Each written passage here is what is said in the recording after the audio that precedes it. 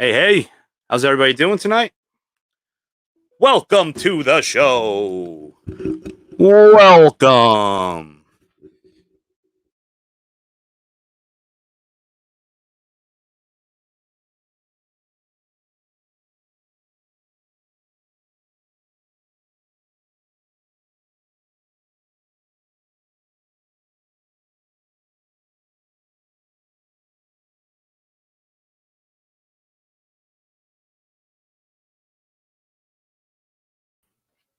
What up? What up? Chino, your sound went out, dude.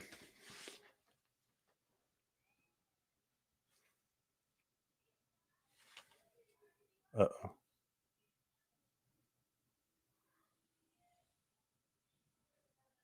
The last thing I heard was welcome to the show, and then I saw myself pop up. I still don't got you, bro.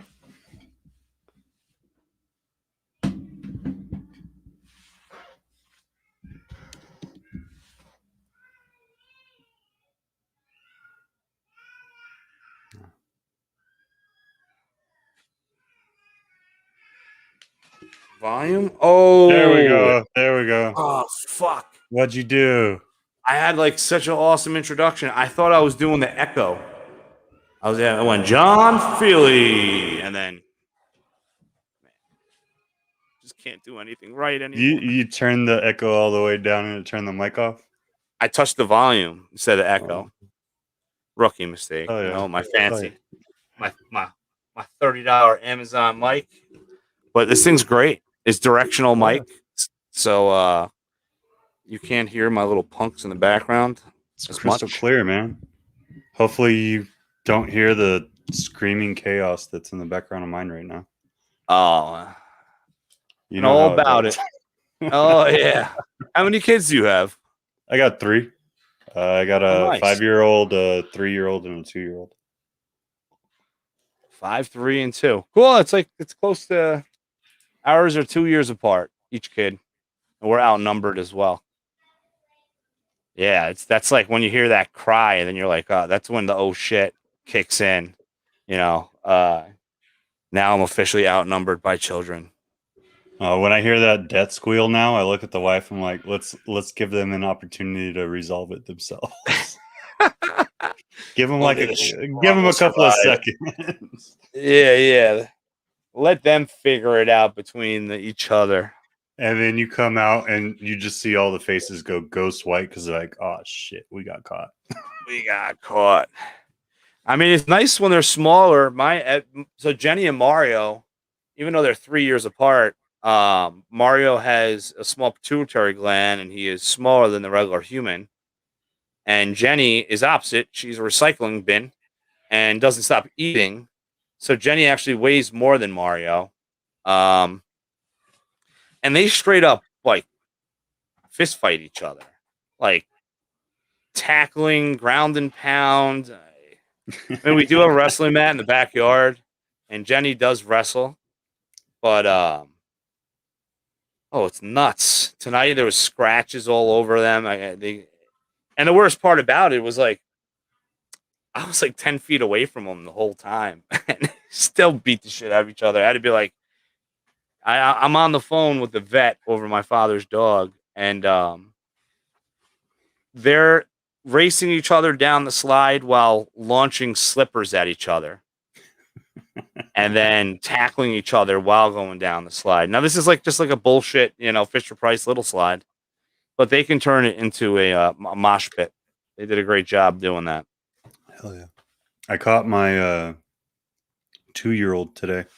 So we have a, what's it called? When you have the 3 windows. A bay window?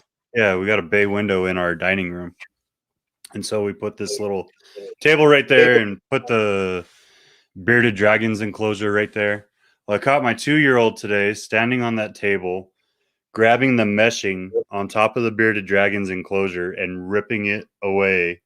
Oh my God. So that he could try to grab the dragon. I was like, dude, what the hell are you doing? And he just turns and he's like straight shoulder shrug, big ass smile. I'm the baby. You ain't gonna do shit, Dad. Let's go. Oh, 2 years old. I mean, I I gotta say, like, Jenny was our toughest 2-year-old. Mario was pretty nuts, but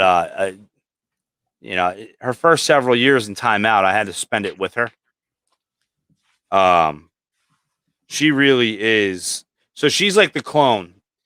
Like one child will stand out the most like you, which I was afraid of, and I was like 2 for 2. I was like, oh, we're good, we're good, and then nope, Jenny happened, and Jenny is absolutely bonkers. I mean, she really is. She really scares me.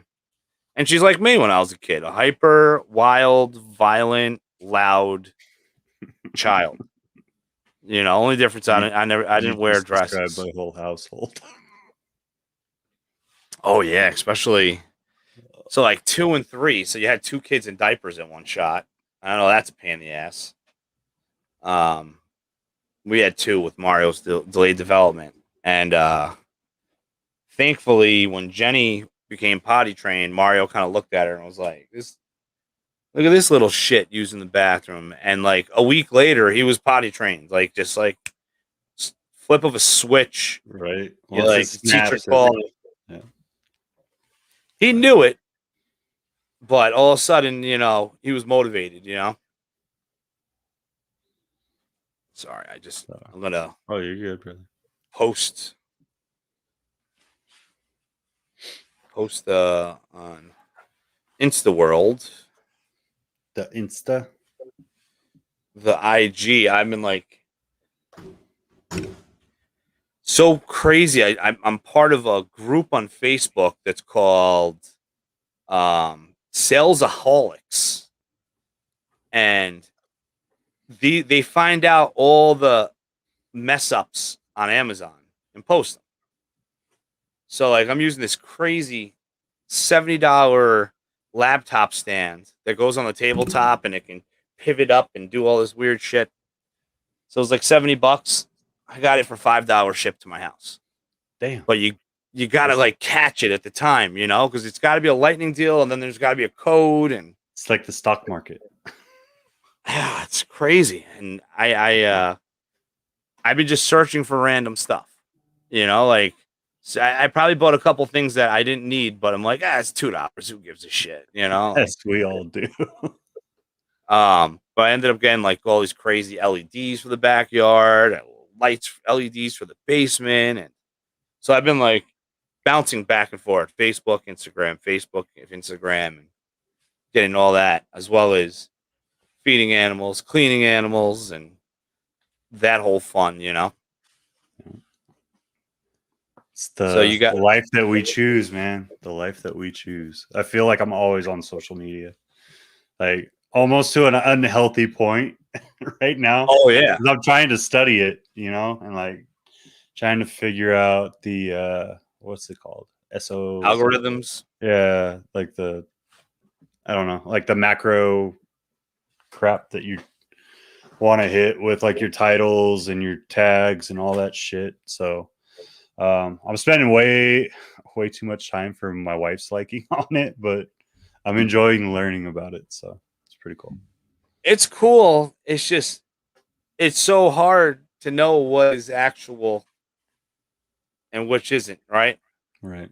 Gomez breaks my chops about it because Gomez does great. Gomez Python Sal, he does a Mhm. real great job with his marketing and his posts, and he has all the, every morning it's a post. His videos have awesome thumbnails.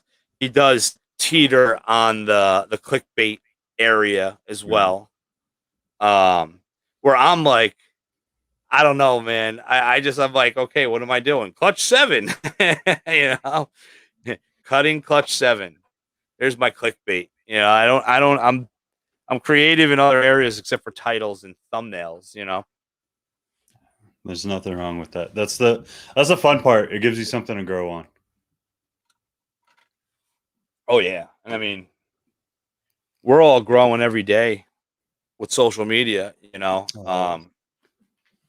Mine kind of blew up. My YouTube channel is probably about 5 years old. Um, and I just got monetized recently. I it was between Gomez and Shane. Um, Shane was so Shane got Gomez to do all the little tricks and stuff that worked for him, and then Gomez got me to do it and Shane. So it was like it was cool, and I definitely picked up a bunch. But I think at right now, like even with Instagram, I'm pretty happy where I'm at. I think I just hit 3,200 Very nice. followers, Hell yeah. and that 3,200 is 100% organic. Hell I yeah. never done any. When I get this many followers, I'm gonna give away a blow up doll. I haven't done anything like that.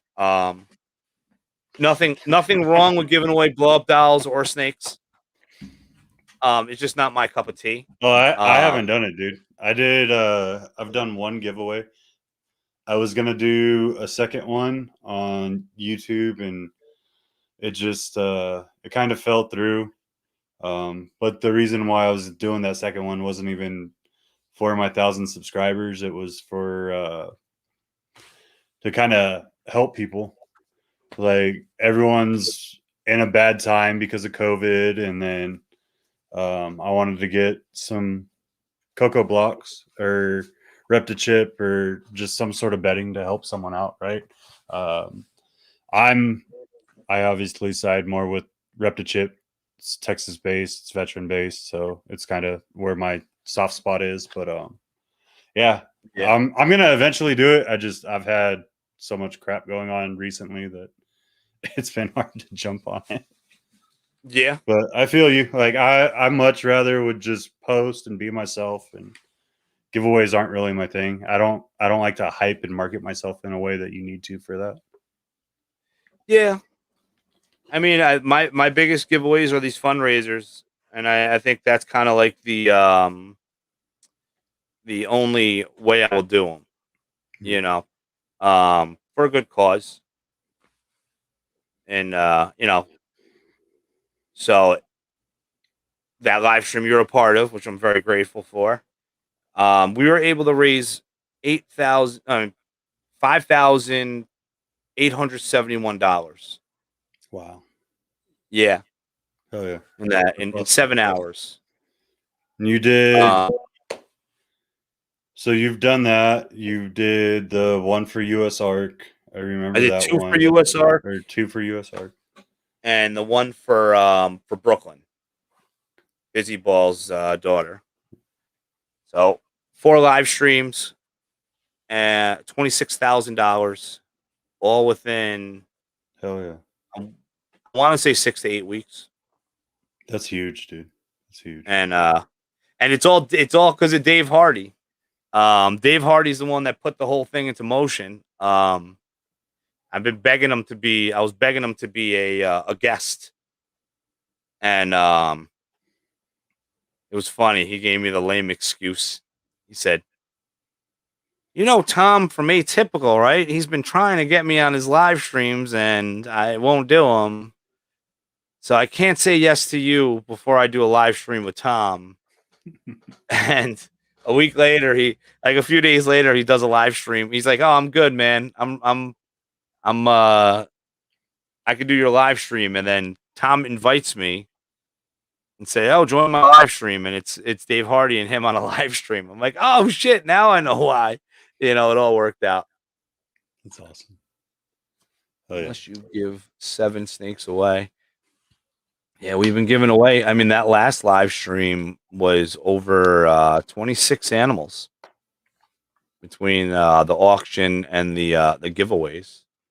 It's huge. And it's pretty What cool, happened man. to those clubtail iguanas?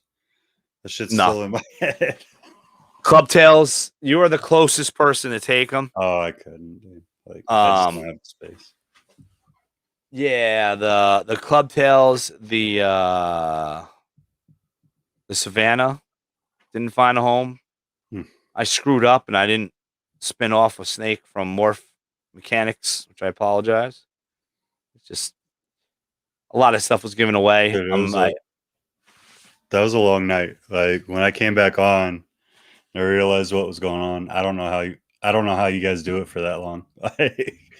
My attention span is not there. I got ADHD like a mother. You like, I'm good for an hour, 2 hours, maybe a little longer. You get me past that, like I start drifting off and forgetting what I'm doing. I have ADHD too, so I'm like over here fidgeting on something. Yeah, me, and then I blessed my son with it. My son and my daughter definitely have. My son has it. He's diagnosed and medicated, and even if he doesn't take his medicine, he's like, I could tell. I can tell because I'll be like, "Hey, Junior, I need you to do this for me real quick," and then he'll like walk out of the room and forget what he's doing, Yep. and then I'll see him like just standing there, just like looking at the ceiling. I'm like, you forgot what you're doing, right? He's like, yeah. I'm like, you didn't take your medicine today, did you? He's like, no.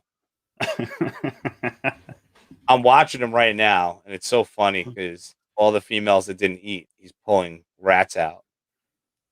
But he's a chicken. So instead of just going in and just grabbing the tail with your hand, he's using, the fucking whatever they're called again. I call them tongs, but they have a fancy name. The ones that lock. Hemostats. There you go. That's the fancy name. And he's like bailing because the rat's really running around, So funny. He still hasn't gotten bit. So close. Oh, you gotta change that.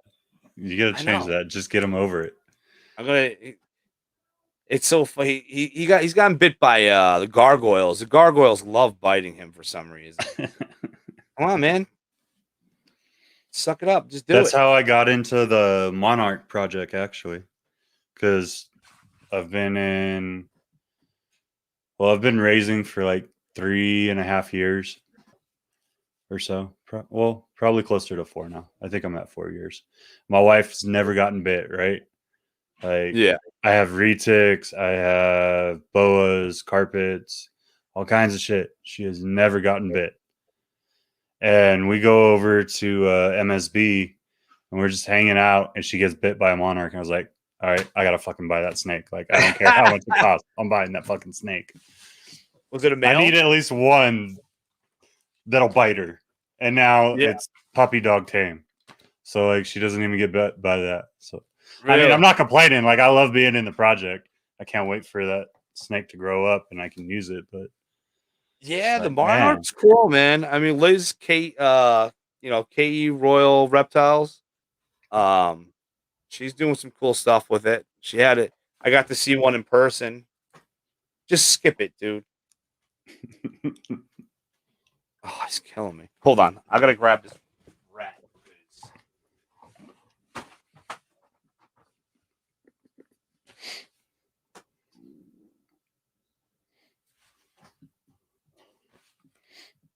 Oh my God. That doesn't sound good. What's going on? Hey, Jamie. Blue Line, Patrick, Underworld, 4 S's Python, Mindy. Fuck that rat. That rat was crazy. What happened? Dude, I'm trying to catch it. He's like a ninja. It's just like bouncing from side to side in the tub. So I did the head flick, and that made him even fucking crazier. So it was just desperate times call for desperate measures. He was clipped and fed to something else real fast. Adios. I'm glad that snake didn't eat. Right. Yeah, that's my It's a fun experience, man, with lives. I'm getting used to it again, but it's so easy with frozen thawed, man. Like, it's once you get your collection on it, it's so freaking easy. But I hate frozen thawed. if you don't have,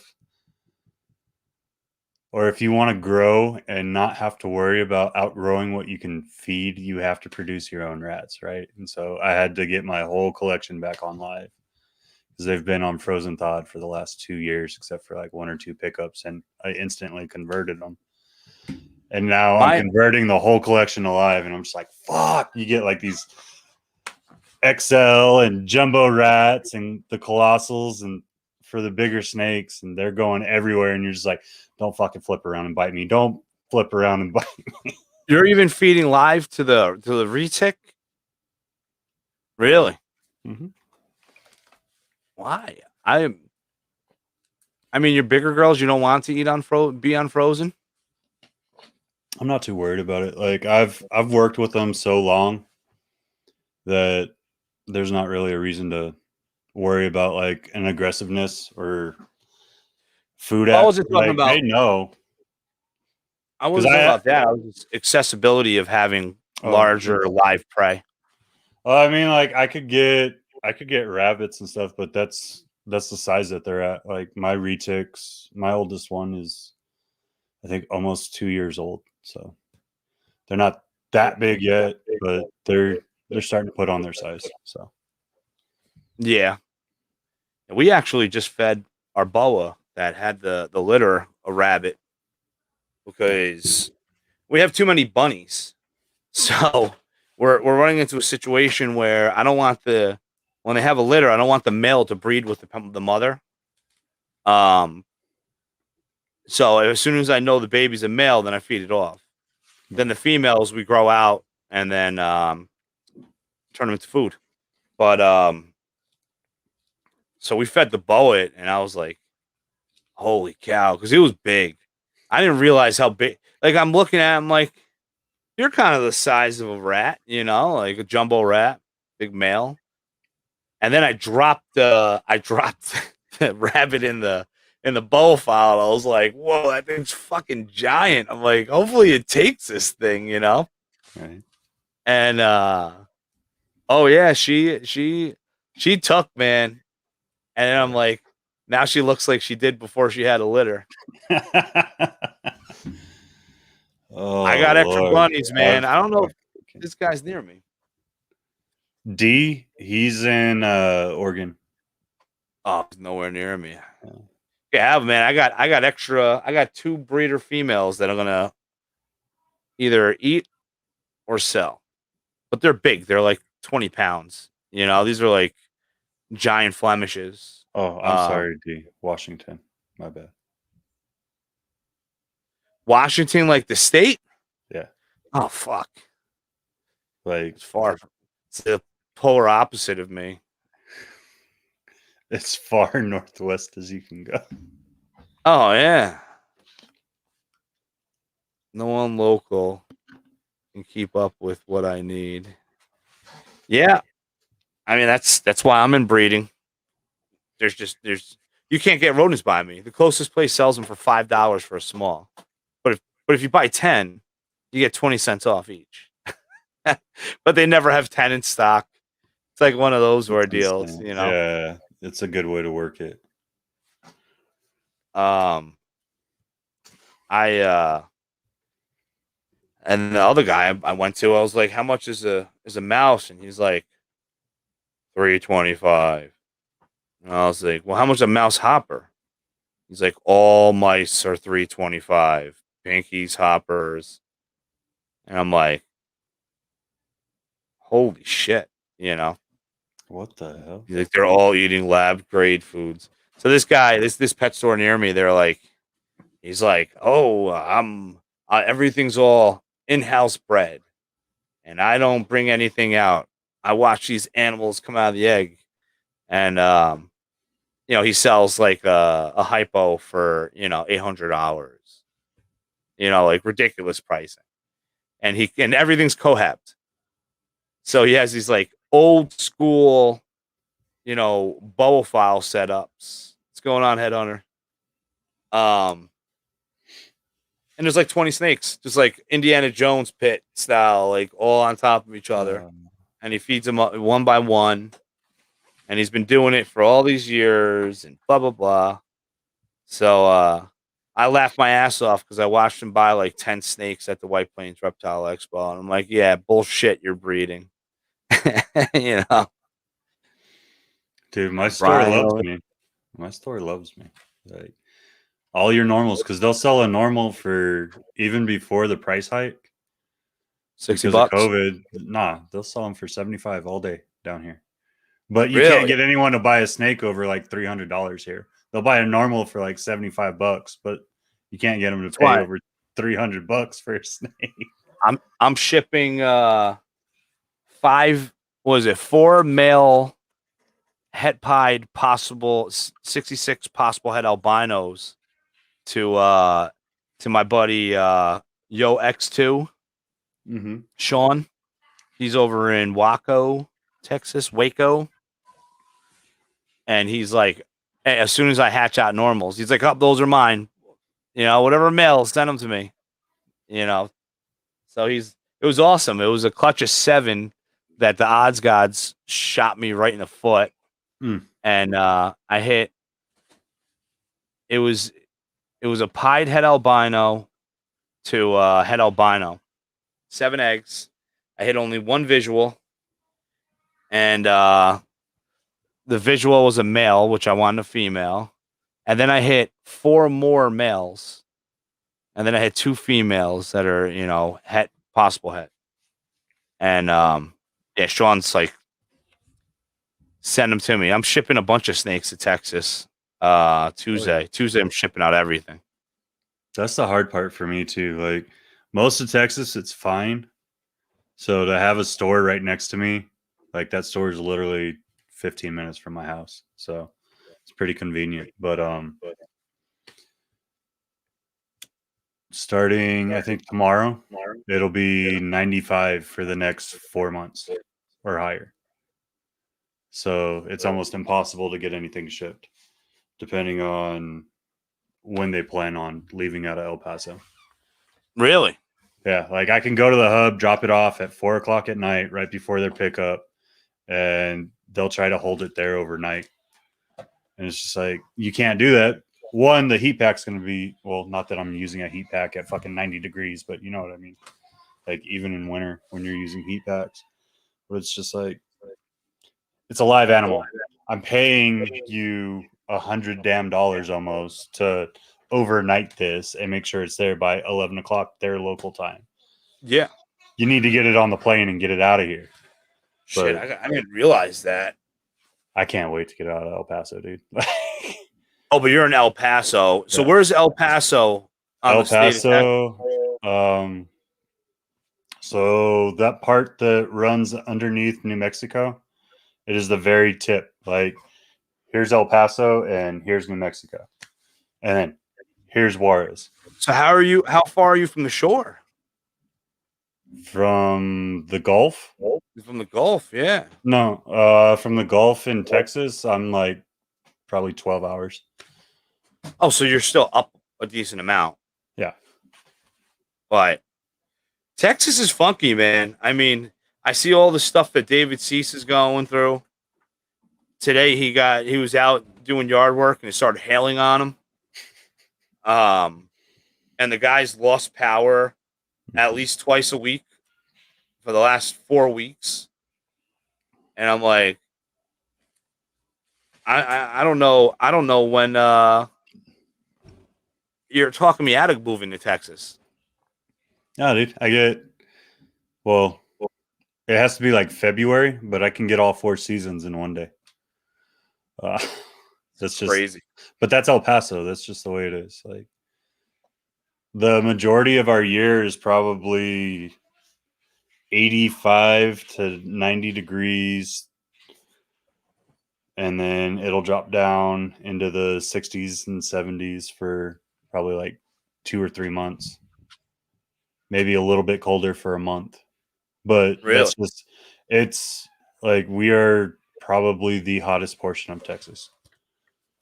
So I can't wait to get away from here. Like I'm ready to go up to the Tri-City area. What's Tri-City, where like Arlington is around? Dallas, Fort Worth, Arlington. That's the Tri-Cities. It's pretty cool, especially if you like sports. Everything's right there in Arlington. Yeah. So you got clutch 4 landed. Yep. And then you're expecting another clutch in a couple days. Yes. So I'll have 5 clutches. Bred 7 girls this year. I might get 6. I'm going to keep my fingers crossed for all 7. Might get 6. The 7th girl just isn't really giving me much sign. So I think I'm probably just going to back off and give her till next year and try again. But yeah, it's freaking exciting, man. Like I know looks like I'm down. I'm freaking exhausted because of it. But it's freaking exciting. Like I've enjoyed it. I was actually almost at a quitting point because my wife was just on me and she's like, dude, you got to do something. Like I can't keep feeding. Well, she can't keep feeding. We can't keep feeding all these animals. Like we're trying to move and we got the kids. She's like, I got to see something. So like after 4 years of just pushing and raising the animals and doing it, to finally see the production is just freaking amazing. And then our first clutch went like that. Like I didn't even try to sell them and they were gone. So that was freaking amazing. And then pushing into these next ones, they're all real passion projects for me. Like I love Thanks, anything GHI and anything clown. So I'm working the GHI clown project really heavily over the next couple of years. I need to get GHI. So you like GHI? Did you notice what that GHI was that I posted yesterday? I didn't. Is it has to do with Desert Ghost? No, I don't have any recess. It's possible hypo all my GHIs. But the one I posted yesterday is a GHI leopard chocolate. Ooh. Yeah. I made the mistake in 2019. It's funny when I sell snakes, knock on wood, I've never had someone say, "Hey, you sell me the snake that's the wrong sex." I've never had that happen. But I have missexed my own animals like a lot. Like I found 3 of them this year because I kind of pop them, label them, and I fucking feed them. You know, like there's no crazy science to it. You know, but I'm like, I'm looking and I produced 2 of the leopard chocolate GHIs, and that's wicked, dude. A month ago, my GHI chocolate passed out of nowhere. You know, ate the week before. All of a sudden, wake up. What's that smell? Fucking snake died. And I was like, man, now what am I gonna do? I just had this powerhouse male, and then I'm looking and I'm doing weights, and I'm like, wow, this one, the GHI leopard chocolate, this one's not eating, and the other one's like 40% larger. I'm like, what the hell is going on? Pop that fucker. It's a male. I'm like, oh fuck, sperm plugs and all. I was like, yep, you're going into a bin. I'm throwing you right in. Hell yeah. And of course, he doesn't have it figured out. I put him in to try to prove out that possible hypo. So I put him in with a killer bee orange ghost. And, you know, I've had clutches plenty of times where they don't, I don't witness a lock.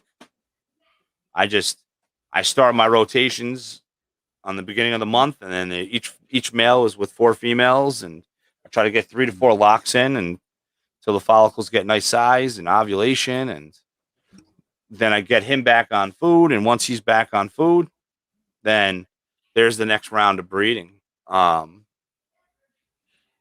she laid late for me last year, so I'm hoping, because if that proves out in that male, oh, that'll be fucking nice. Oh yeah, you know, because those chocolate chocolate, GHI, black pastel, all those animals, hypo, are just ridiculous. I got to get into it more. I don't have the room for as many recessives as I'm trying to work right now. Oh yeah, and it gets worse with years coming by.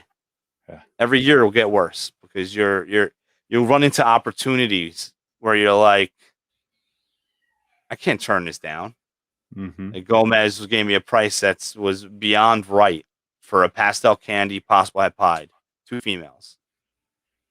And I'm like, well, do I really want to add candy to everything? And he's like, well, you got you have a pied het albino, so you can make pied candinos. Like, why not? I'm like, oh fuck, you know what? Ship them.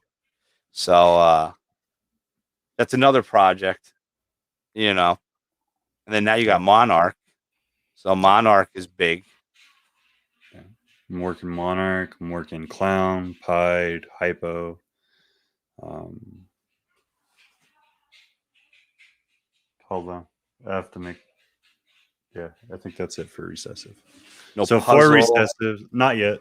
I'm getting ready to get into puzzle. I'm just looking for how I want to work it because I don't want to work it the way everyone else does. Like I try to take an opposite view.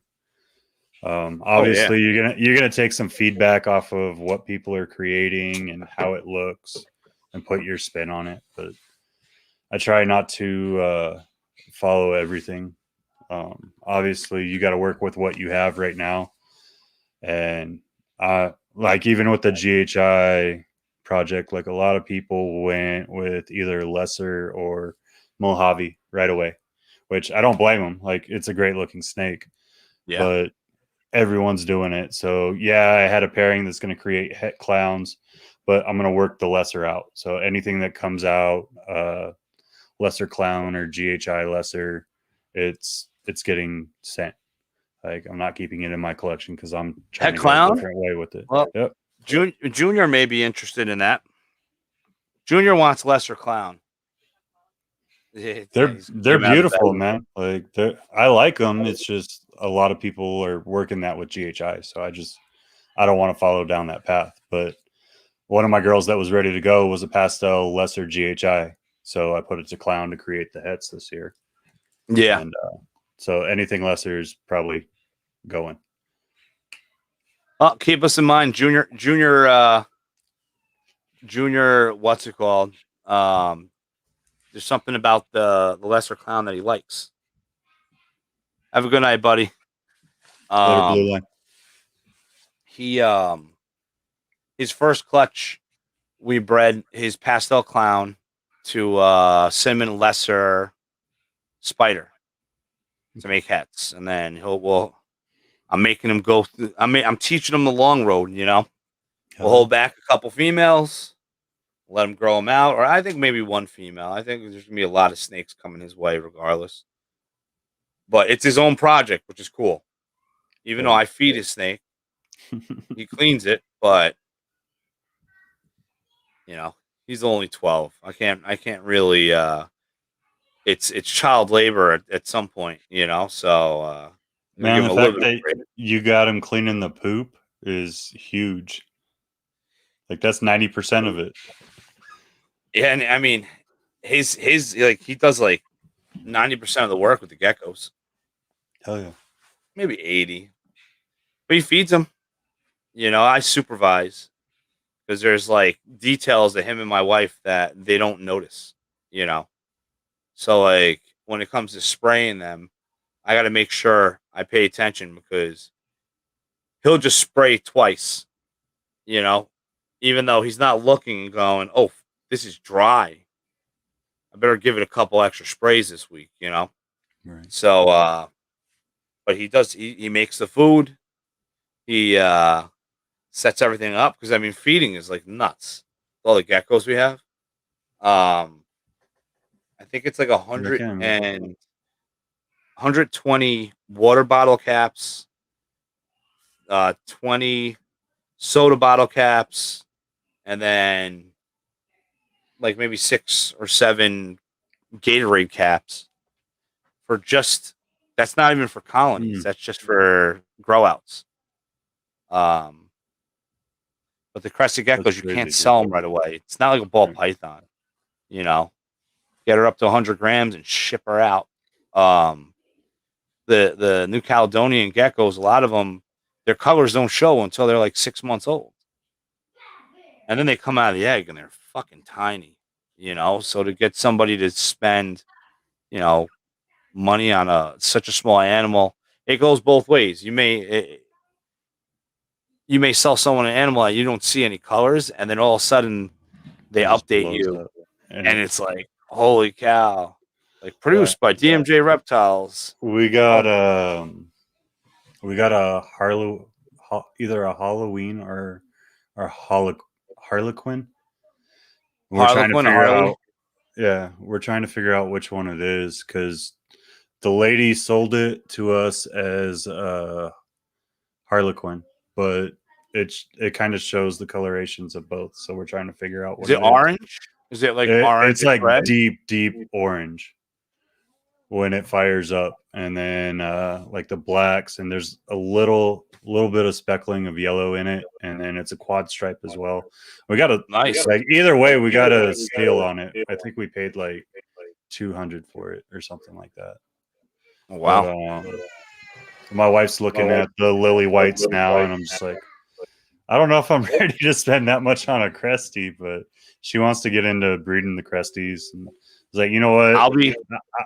I got the snakes. You could do the Cresties or whatever you want. Just be smart about it. Yeah, I mean, you gotta get a good male. You know, what's called. I actually dropped the money, did a payment plan, and got myself a male lily white. That we're growing out now. His name is Grundle. And he's at size. Like I could breed him, but it may be a battle, and I don't want to lose that fucking tail. Right. Because it's like the hardest thing. So white and so clean, but I mean, I could care less. But I've had bad luck this season with my males getting their tails ripped off. Yeah, it's crazy. It's frustrating actually because like these are like established groups, and then all of a sudden I look and I'm like, "Up, your tail's missing. Up, your tail." You know, because it goes either way. Like if the female, you know, it's not like it's not like ball pythons. Right. Like a male ball python, if a female doesn't want to breed, it ain't breeding, right? Oh, not with geckos. If a human did that, they would be doing jail time. Right. And you know, if the male is trying, the male always grabs like the side of the head and next to the neck, and they may miss, and she'll turn around and grab them, you know, because she ain't playing. And oh man, I have a super Dalmatian, a red super Dalmatian, like reddish. And I'm like, you know what? Let me just pair them up, get them used to each other. Fucking all of a sudden, I looked, fucking tail's gone. I was like, no, bunch you of know, frog butts. Yeah, and you know, I'm like, so like there's no difference whether it has a tail. It's all about preference, right? But I probably only sold like out of stuff I produced, I probably only sold like 3 or 4 that lost their tails. We keep them when they hatch because it's always pairs. We keep them together until they're a decent size, and then we separate them, and then they're isolated. To make the odds better of them having their tail, you know. But there's a market, you know, and now, like you see that. Did you guys see that pied? Yeah. That pied crested that's out there that Tiki Geckos has. That thing is ridiculous. That, and then the what was Xanthic. it? It was like a lily white mixed with something, and it was like, so the top and the back all shows the lily white, right? And then down the sides was like this vibrant red, dude. Like if we could get that color red in a ball python, like whoever figures that out would be set for life, you know what I mean? Yeah. Be killing it. Hold it in their collection for a couple years, just and then produce a shit ton and just keep it secret for like 6 years. Yeah. And just let it all out on the market at once. Like they did with the banana and the coral glow. Mm-hmm. I will be making those. I can tell you right now. I don't know how long it's going to take for me to hit one, because I pretty much specialize in quad stripes, super Dalmatians, and reds. Okay. I like the reds. I love the reds. I produce patternless, and then um I have some Dalmatian that are like solid, deep, awesome red. Um, and then I have some Harley creams that are red as well, red Harley creams. I like the red, so I have like Yeah. 3 colonies of red. And as soon as those ones are of age, oh, the lily white's going right in with them, you know, because I want that. I don't think you would be able to, because it's like unknown, right? So I don't know if you'd be able to get it to show off of the first round of offspring. I think that you would probably have to, you know, produce a reddish one, a Right. reddish lily white male, and then, or a female, or not even a lily white. It would be, you would want a red gecko produced by a lily white, and then breed it to the father. Right. So that the genetics are there Would with it have to both. be a F2 essentially, or G? I guess I don't know how it would be considered. Yeah, yeah, because I mean, essentially, all these crested geckos, none of them are wilds. They're all like Right. already F10. I mean, Yeah. they're with the whole story behind them. I mean, they had to. I don't know where the hell that pied came from, I don't but know that either. pied. Like it had to be something sitting around because we talked to Ryan McVeigh. I think it was last week. Me and Marita on our podcast, and he said the original Cresty group, when they found it again, I think it all came in off of like, I think it was like 15, maybe 20 animals. So all the genetics that we have. I Yeah, mean, I'm sure that some have found their way from Europe since then, but predominantly what you see now is all based off of like 15 animals. yeah, and I mean, So I'm pretty it's sure the just ones been in Europe are too. sitting. Yeah.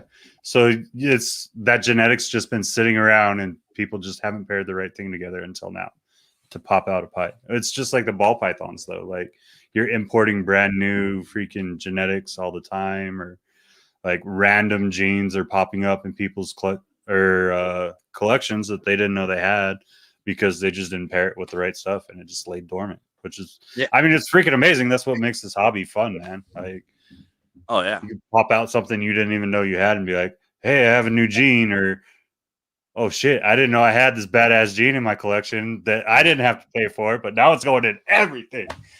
Throw that Yeah. out to all the fucking females, man. Well, look at what happened with Billy with the monsoon. Yep.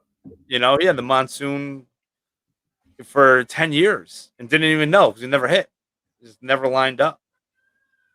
And then now That's forget it. yep. It's Everybody's crazy, hungry man. for that monsoon. I I love it. won't touch it though. I'm staying away from monsoon. Monsoon is what I say. I'll leave it to the professionals. I don't I have a don't. big enough room to jump after everything I like. Like I got to stay focused. Yeah, that's tough, man. I my main project was Clown Hypo. That was a project I started a year into producing. I was like, I like this. Yeah. And then the Hypopide started, and then you know I bought. I think I paid $40 for 3 het albino females. Yeah, and I was like, well, I guess I'm doing albino now. And then I did a trade. I traded all these geckos and ended up with a Mojave genetic stripe hypo, well, orange ghost male. And then I've had him on the sidelines for like 2 years. And then last season, well, I think it was considered this season. Yeah, this season I'm gonna have two clutches from him. I already have one that I think everything's gone. I have a couple left, but genetic stripe's gonna come back now. Yeah. So now I'm kind of What do I Don't get me do? started on genetic stripe, dude. I had at one time I had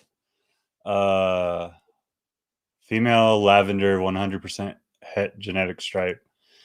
When I first started, I had her up to pretty much up to size. She was at like 1,100 grams, and I had 3 or 4 offers on her, like right when I got out of the military, and my disability and retirement hadn't kicked in yet. So I was like, "Fuck, how am I going to pay for bills? How am I going to pay for bills?" And the right offer came in. I was like, "Dude, I've been regretting it for years." Like, Seller's remorse. yeah, Oh, it sucks. yeah.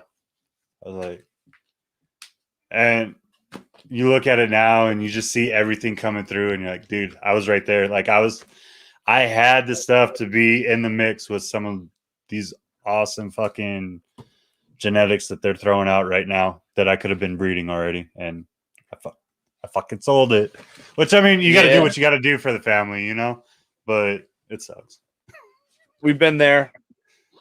I mean, one of my biggest seller's remorse was a pied 100% het orange ghost female, and man, you know, this is someone that I'm close with, and they're not breeding it, so they have this like 2,000 gram pied, and I'm like,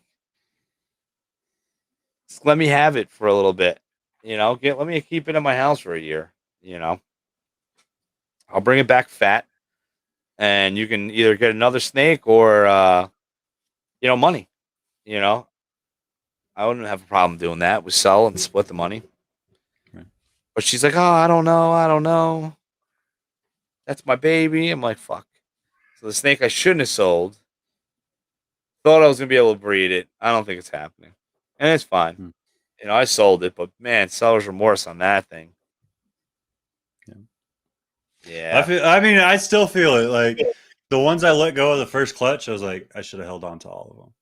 I didn't need the money, but I should have held on to all of them just because they're. And then I started thinking about it. I was like, you know what? With the space that I have and what I'm trying to do, like, I'm already trying to work double recessive, so I need room for that. I need room for all the recessive projects. Like, I'm already looking at adding another hatchling rack. I'm bringing in one of the professional metal racks for my adults because I need the space for females for next year. And it's just like, I'm making the room, but in a freaking 8x10 room, there's not a lot of room to play with. You know what I mean? And then you're trying to do production out of it too. Like, well, I told you what was it? Last Friday when we did that live? Friday before? I don't know. Yeah. That's how bad my freaking timeline is now. Last Friday. Yeah. My desk and everything's going into the closet so that I have room for the hatchling racks, and then all the retics, like the wall that my desk is on is where the retic enclosures are going.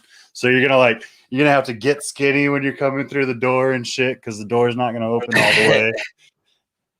But I mean, it is what it is. You make your dream work, and then I'm gonna have to figure out how to move it all once we pack up and move to northern Texas. But what's the timeline on that? Like another year and a half, probably. Oh, so you're gonna have to do your mods, while you're there. Yeah. I need a facility. I need it. I do. I want everything out of my house. You know, I want it like a time clock. Wake up. Today's Monday. Monday we do this. Today's Tuesday. You know, we want to do on top of breeding ball pythons, I think, to make it more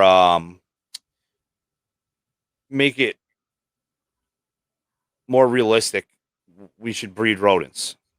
So I've been wanting to do a rodent, company for years, and I was trying to partner up with someone, and then they partnered up with someone else, and then that didn't work out, and I'm like, you know what? I got my wife. That'll be my partner. You know, she's fine with the dirty work. She just doesn't want to touch a rat. or a Right. mouse or a soft fur. So she's You know fine how cleaning up. you know how you break that? You get the hairless rats. Like once you, I don't know what it is. Every female that I've ever met that hates rats and is like they're dirty, they're nasty. No, once you show them a freaking hairless rat, there's just something about them seeing that little freaking bald nut sack. Dude, I Like, have such beautiful rodents, and you should see her. Like I'm so when I'm like rotating bins of my grow outs, because my grow outs I'll put like 50 of them in there, and I'll put them in 50, and then I'll feed Monday. So I mean, not Monday. I'll feed Wednesday or Thursday. So there are 50 rats in that bin for only a few days. And I'll be like, man, I need you to guard, because it'll be like me shifting over two racks, so there's like a tub between. So she'll be guarding. And these are like weanlings. She's like, hey, like freaking the fuck out. I'm like, man, they're babies. They're babies. I'm like, look, I'm like grabbing the rat. I'm like, because even squeeze. even like Look, a medium, it's a stress it ain't doing ball. nothing. Yeah.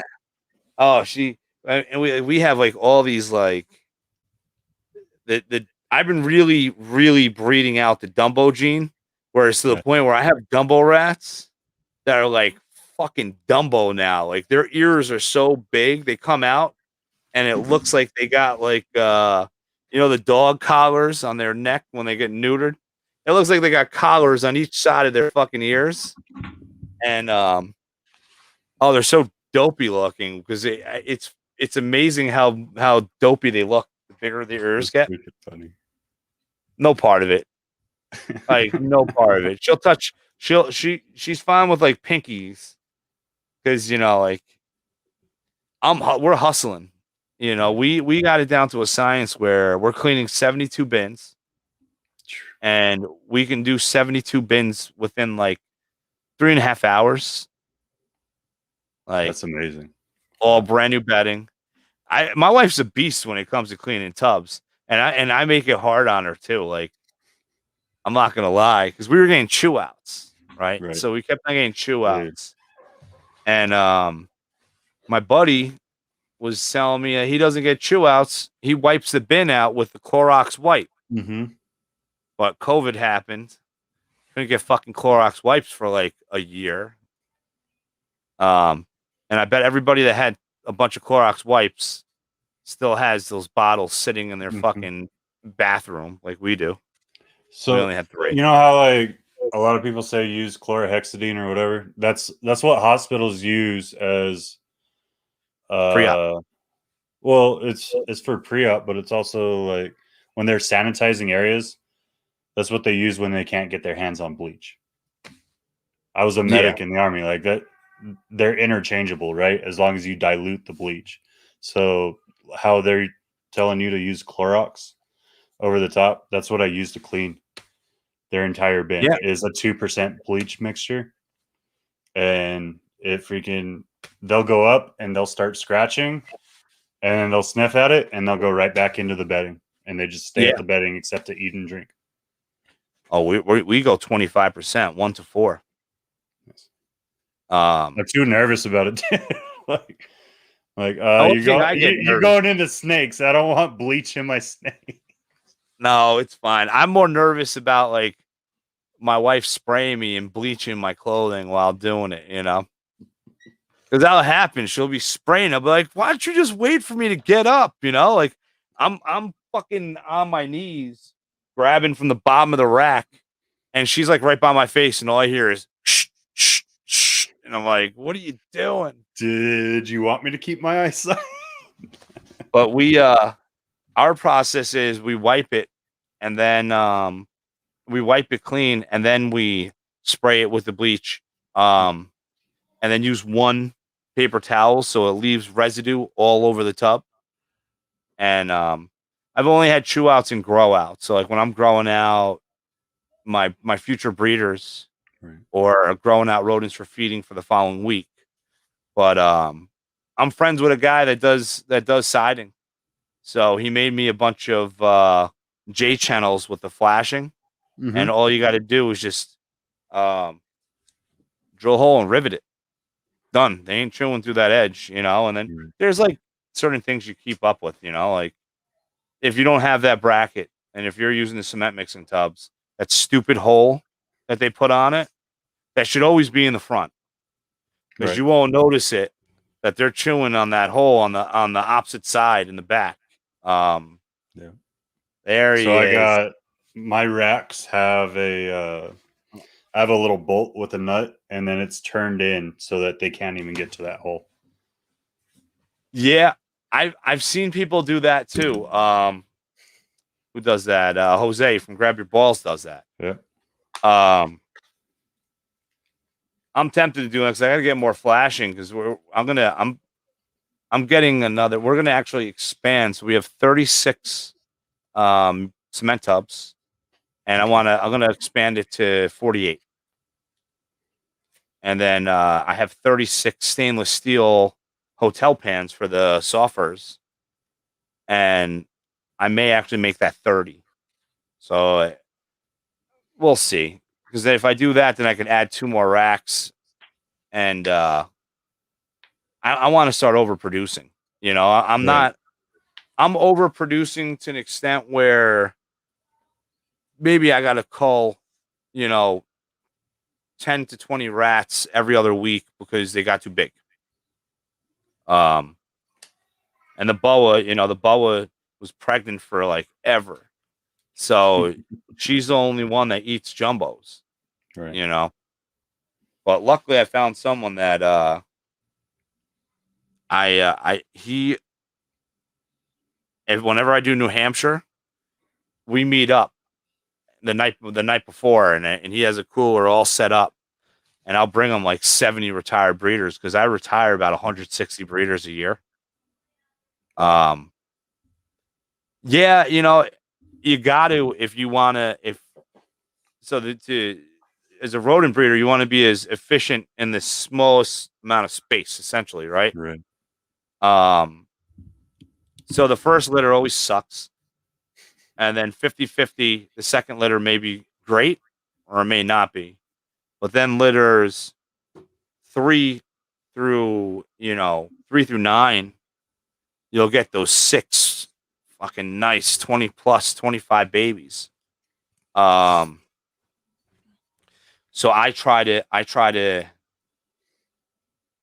rotate out my thing. So my colonies, as soon as they produce, then I put a date. I have index cards it's just paper laminated, and I'll put the date of when they first produce, and then that'll be the date of that colony.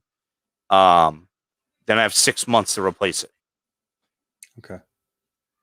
and it goes good. It's the cycling the rats is just like D's ball said. It's a learning curve because you can fuck up too. You Right. know, like I cycled like 80% of my colonies last year, and I shot myself in the foot because it took forever for them to start producing. Right. Yeah. It's There's hard, man, especially when you're bringing in new bloodlines and freaking you're trying to give them the go on the right rotation. Like essentially, that's what I'm trying to do. After they've put out 3 to 4, I have it marked. I'm like, okay, I need these females to replace and a male to replace this colony. So I start putting those away and have it marked how many I needed on my grow up bins. But I'm not even at that many right now. I think I'm at like 13 rat bins and then the cement tubs and then 2 for mice and then well, not even 2, technically 1 because the top bin the males fucking ganged up on all my females and killed them. So I'm just gonna cull really off all those males. my dog is tripping I mean, over I'm the fine cord. with it. I didn't even want mice anyways. I was just like, well, if I can't get the babies started on rats, I'll try mice, try sending with ASFs because no one wants to sell ASFs down here. Really? Yeah, like I know plenty of people that have them. They hold on They're to it like stingy. it's gold, man. They will not do it. Like when I was starting up, it took me like 3 weeks just to find people that would sell me female rats. Really? And then what? Then if you bought rats, everyone's just giving you males? They were trying to give just males, and I was like, it's not gonna work Oh for my me. Like I'm God. trying to breed, dude. Yeah. And they got pissed off because I went and I found this guy that I think he gave me, what was it, 4, 8, 12, 16, 20, 24, about 27 females off of him in one Nice. go. And I was just like, fuck it, we're going. And half of them were pregnant. Oh, And even better. I only bought them for like, I think like $5 or $6 a female versus like, Oh, I know perfect. people that were like, oh, if you want it, you can come get them, but they're trying to charge me like $25, $30 for a female rat. I was like, I'm not going to make any money back the first year on that. Fuck that. So I That's went over there and crazy. I got those $5 rats, and I turned around in a month and a half, and I'm already the producer for that pet shop because they have a live rat person, but he doesn't want to do frozen thawed. So I raise them up, I cull them, I give them bags of frozen thawed, and I get like $2, $3 off of a rat. They sell them for like 6, 7. Good to go. Nice. So I'm making That's my money wild. back on feed, and I'm feeding my collection for free now when I was doing like $400 a month, essentially. So it's a huge one in my pocket. Oh yeah.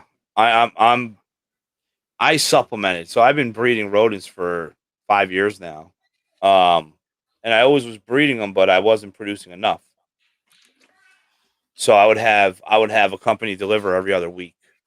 Okay. And then I would just order heavy. So I'd order, an extra 60 weanlings and then grow them out. Next week they'll be small mediums. Um, but once we came up here, like I said, we had no fucking choice, man. So Right. I literally I know it's not Jules, it's Nick. It's Dick. I mean Nick. Hey buddy. Um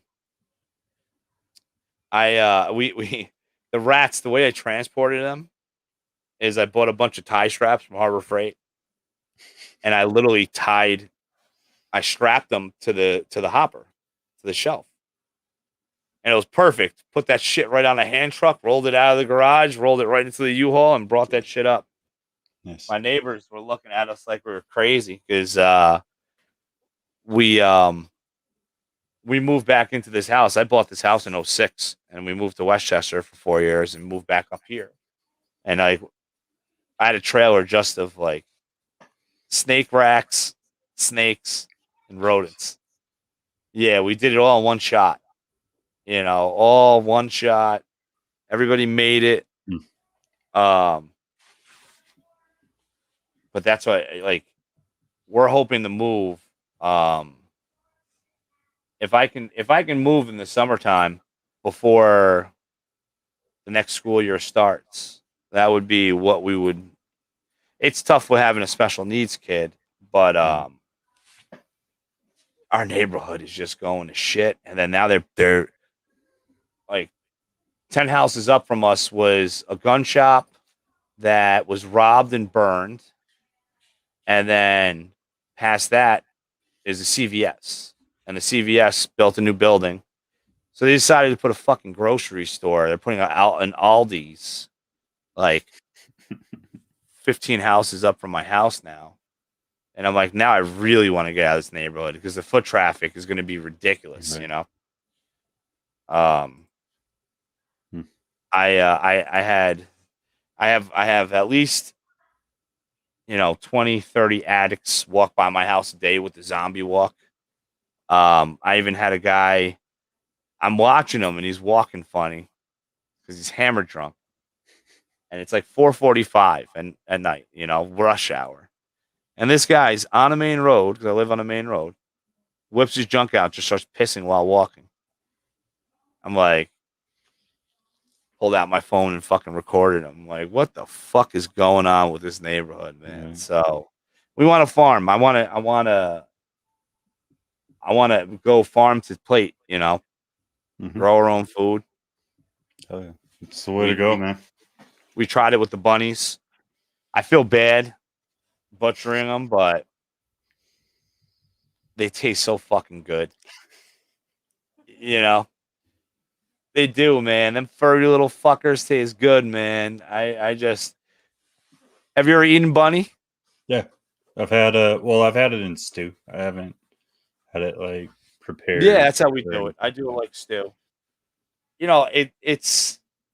It's crazy because like there's like no fat on this animal, so it's almost like having like a vegetable and red sauce, but there's actually meat in it, and the meat has great flavor. Um, Can you hear them? so I have someone, the little one. The oldest one is talking back to mommy, so she's raising. Oh man, the oldest one, the old 5-year-old. He's getting brave, dude. Like he's already challenging me, and I look at him and was like, "You sure you want to do this, dude?" Like, I love you, son, but right now ain't the time. Like, wait till you get a little bit older. Yeah. It's crazy how kids are because kids will like they don't listen to you at all, and then when they're like 4, suddenly you ask them to do something, and they actually do it, and you look at them like, holy shit, you just listened to me, and then like when they're like 5 is when they start getting a little ballsy. Yep. Yep. You're like, all right, you're done watching TV, turn the TV off, and they just look at you like, fuck you, watching TV. Well, he was playing in his room before dinner, right? Like I made a homemade lasagna today, and I yell at him like, "Josiah, come on, time to eat, boy." And he's like, "Uh-huh." I walk over to the doorway. I'm like, "Let's go sit at the table." I'm playing. Excuse me? Yes, sir. I'm going to the table. He's like, "That's what I thought, you little shit." Oh, That's funny. and then it gets worse when they get older because they get manipulative. That's what I'm going through with Junior, where like for example today, so he's like, oh, they moved wrestling practice to Friday. They've never done that. They've never done it. So now I'm like, all right, let me get there early, see if this little fucker went out with his friends and then sneaked back, And I parked in like a parking spot that had like the best view. So I had like the view of everywhere to the left, everywhere on the right. Like if he fucking tried to sneak his way back and kind of play it off like he was at wrestling. And then all of a sudden I'm telling my father about this. And usually he's like out the door at like 2:50. Yeah. Now it's like 2:55. I'm starting to sweat. I'm like, oh, this motherfucker better not have done this, or I'm gonna be so mad. And practice was let out at 3:05. That was a rough 15 minutes. I'm like on the phone with my father, like, I really hope this asshole didn't do this. My father's like, well, don't yell at him. If he did, you have to talk to him. I'm like, this come from the man that the police was called on him for beating me multiple times as a child. Right. But he came out, and the whole wrestling team came out, and you could tell that they kicked his ass in wrestling today. He came out with like blemishes on his face from mat burn, and love it, man. I mean, that's the cool thing to look forward to when your kids get older is sports. Yeah. So he's going to be in 8th grade next year, so he's on JV wrestling. Oh yeah. And my son, I always put my kids in like leg locks. Like my son, if he ever gets choked out in his life, I'll be really surprised. Because I sneak up on that fucker, man. If he walks by and I see that neck, I'm like, whoa, bam, got him, rear naked choke, And he knows now. He knows exactly. Peel the hand, chin down, push the elbow. Like, it's tattooed in his brain how to get out of a rear naked choke. And at wrestling, he hasn't learned like to be the aggressor. Mm-hmm. So like he always wins. So his matches that he wins is by default, right? Because he'll escape and then see the guy still on the ground and then be able to get his two, and that's how he gets all of his points and all of that. But no one can pin him. So every single one of his wrestling matches, like till the end, of just like kids just like slamming his face in the mat and trying to get the half Nelson and switching to the other side. And I mean, from me fucking just messing with him all of his life, you can't pin the kid. He has like the most heart. It's hysterical. It's to the point where at tournaments, total strangers are cheering for my son because nobody can pin him. Like you can take him down, you can get your back points, but you're not fucking pinning him. It's just not happening. And he gets his way out, stands up, and it's hysterical. His wrestling matches were always, like last year. He hasn't had any meets this year with COVID bullshit, but every wrestling match would be like the same shit. The kid will take him down, try to pin him. He escapes, stands up, take him down, try to pin him, and it's just 3 rounds of just like ass kicking. So by the end of the tournaments, people are like cheering for him. Like, man, your kid got so much heart. I'm like, yeah, he's a tough little fuck, but I'm hoping this year he's gonna get more aggressive. He's ballsy, because he's gonna be 13. So he was like, I like to play jokes on the family. So I was like, all right, well, let's play a game. I'm like, oh, what's that? I go, well, this includes mom. I was like, what was it, $20? Whoever can, whoever got the takedown would get $20, Junior against my wife. And he thought he had it. He was like, oh, I got this. He thought he had it. Oh man, my wife whooped his ass all over the place. She took him down and then was spanking him and then was pinning him and had him pinned on the ground. And I'm like, oh, I can't wait for wrestling to tell everyone that your mom kicked your ass on the wrestling mat. Because we actually have a wrestling mat in the backyard, which it's more of an MMA mat than wrestling. Right. Yeah, it's. Dude, I don't even want to think about that. I have the word sprawl like etched in my fucking head. Sprawl. Oh yeah. Dude, I've done. I couldn't even look away, Peel. I'm always screaming. Look away, Peel. Well, so when I first got into the military, well, not when I first got in, but when I reported to my first station, there was a fight house, and so like one of the schools you can go through is combatives. I did that, and I got the opportunity to be on the team for a while, fighting at 145, which is horrible. Like if you saw me now, you saw me when I first got in the military, you wouldn't understand how I put it. Well, you probably would. You get a paycheck and you start drinking beer and shit, and you get lazy. But I was on the fight team, so for the post, and so we'd get up at 4 o'clock in the morning. You do your warm ups, and then there was like at least 20 minutes of just fucking doing the giant circle and just waiting for the instructor to yell sprawl. Like, by the time you're done with this fucking sprawl exercise, you're dead tired, and then you're rolling on someone and like, I'm a hairy dude. Like I'm not gonna lie, I'm a fucking bear. You know what I mean? Like it's thick. If I take off my shirt, there's still a shirt there. So by the time we're done with all that shit, like I'm trying to do my rolling drills, and I'm just like fucking spewing my sweat on whoever's under me, and they're hating life. But when it comes back, it's like it's all fucking like pulling up on me, and I'm like choking myself out with my own sweat and shit. But it was a lot of fun, man. Like I miss it. I miss it a lot. I need to get back into it, but it's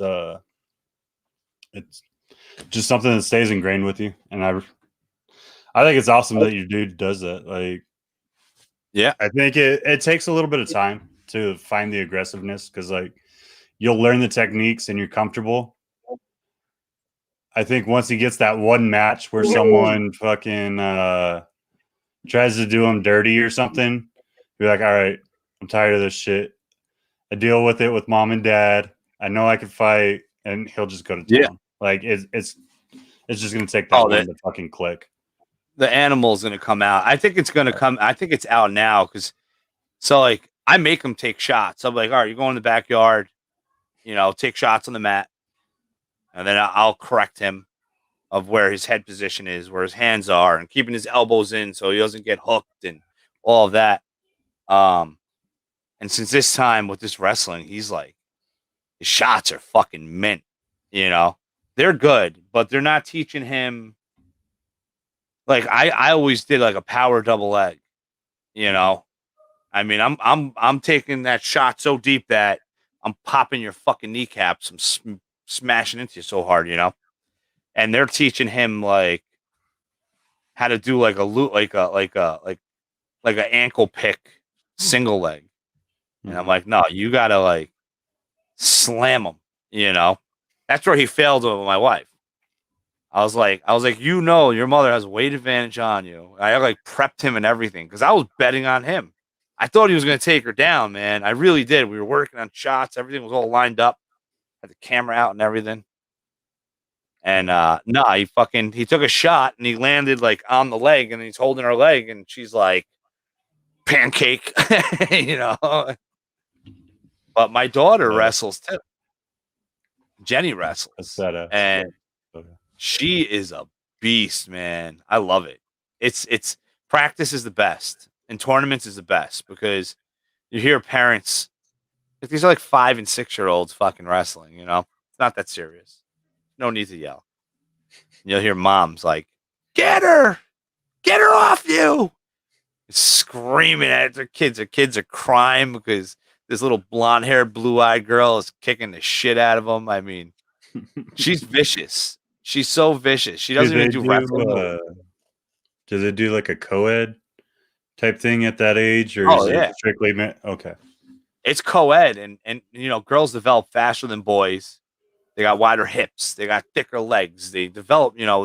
It's like until they get up to like 7th grade, the girls like own the boys in wrestling. There's a lot of girls winning tournaments and fucking shit up. It's awesome. And Jenny, I've had to like tell her to calm down and be like, there's one boy, man, innocent, like deer in headlight, cute little kid, got his little headgear on, and fucking Jenny walks up to him. She's like ready, and she just grabs him by his neck and his fucking shoulder, and then just fucking face planted him. And then instead of like gliding down gracefully, nope, she fucking just jumps in midair, slams her whole body on top of this fucking kid, elbow in the back of the head. The kid's crying. I'm like, oh my God, Jen, what are you doing with this fucking baby? You're like beating up a baby, Oh, she's bummed out because wrestling is like fucked. It's all messed up. Wrestling's in wintertime. Junior's wrestling now.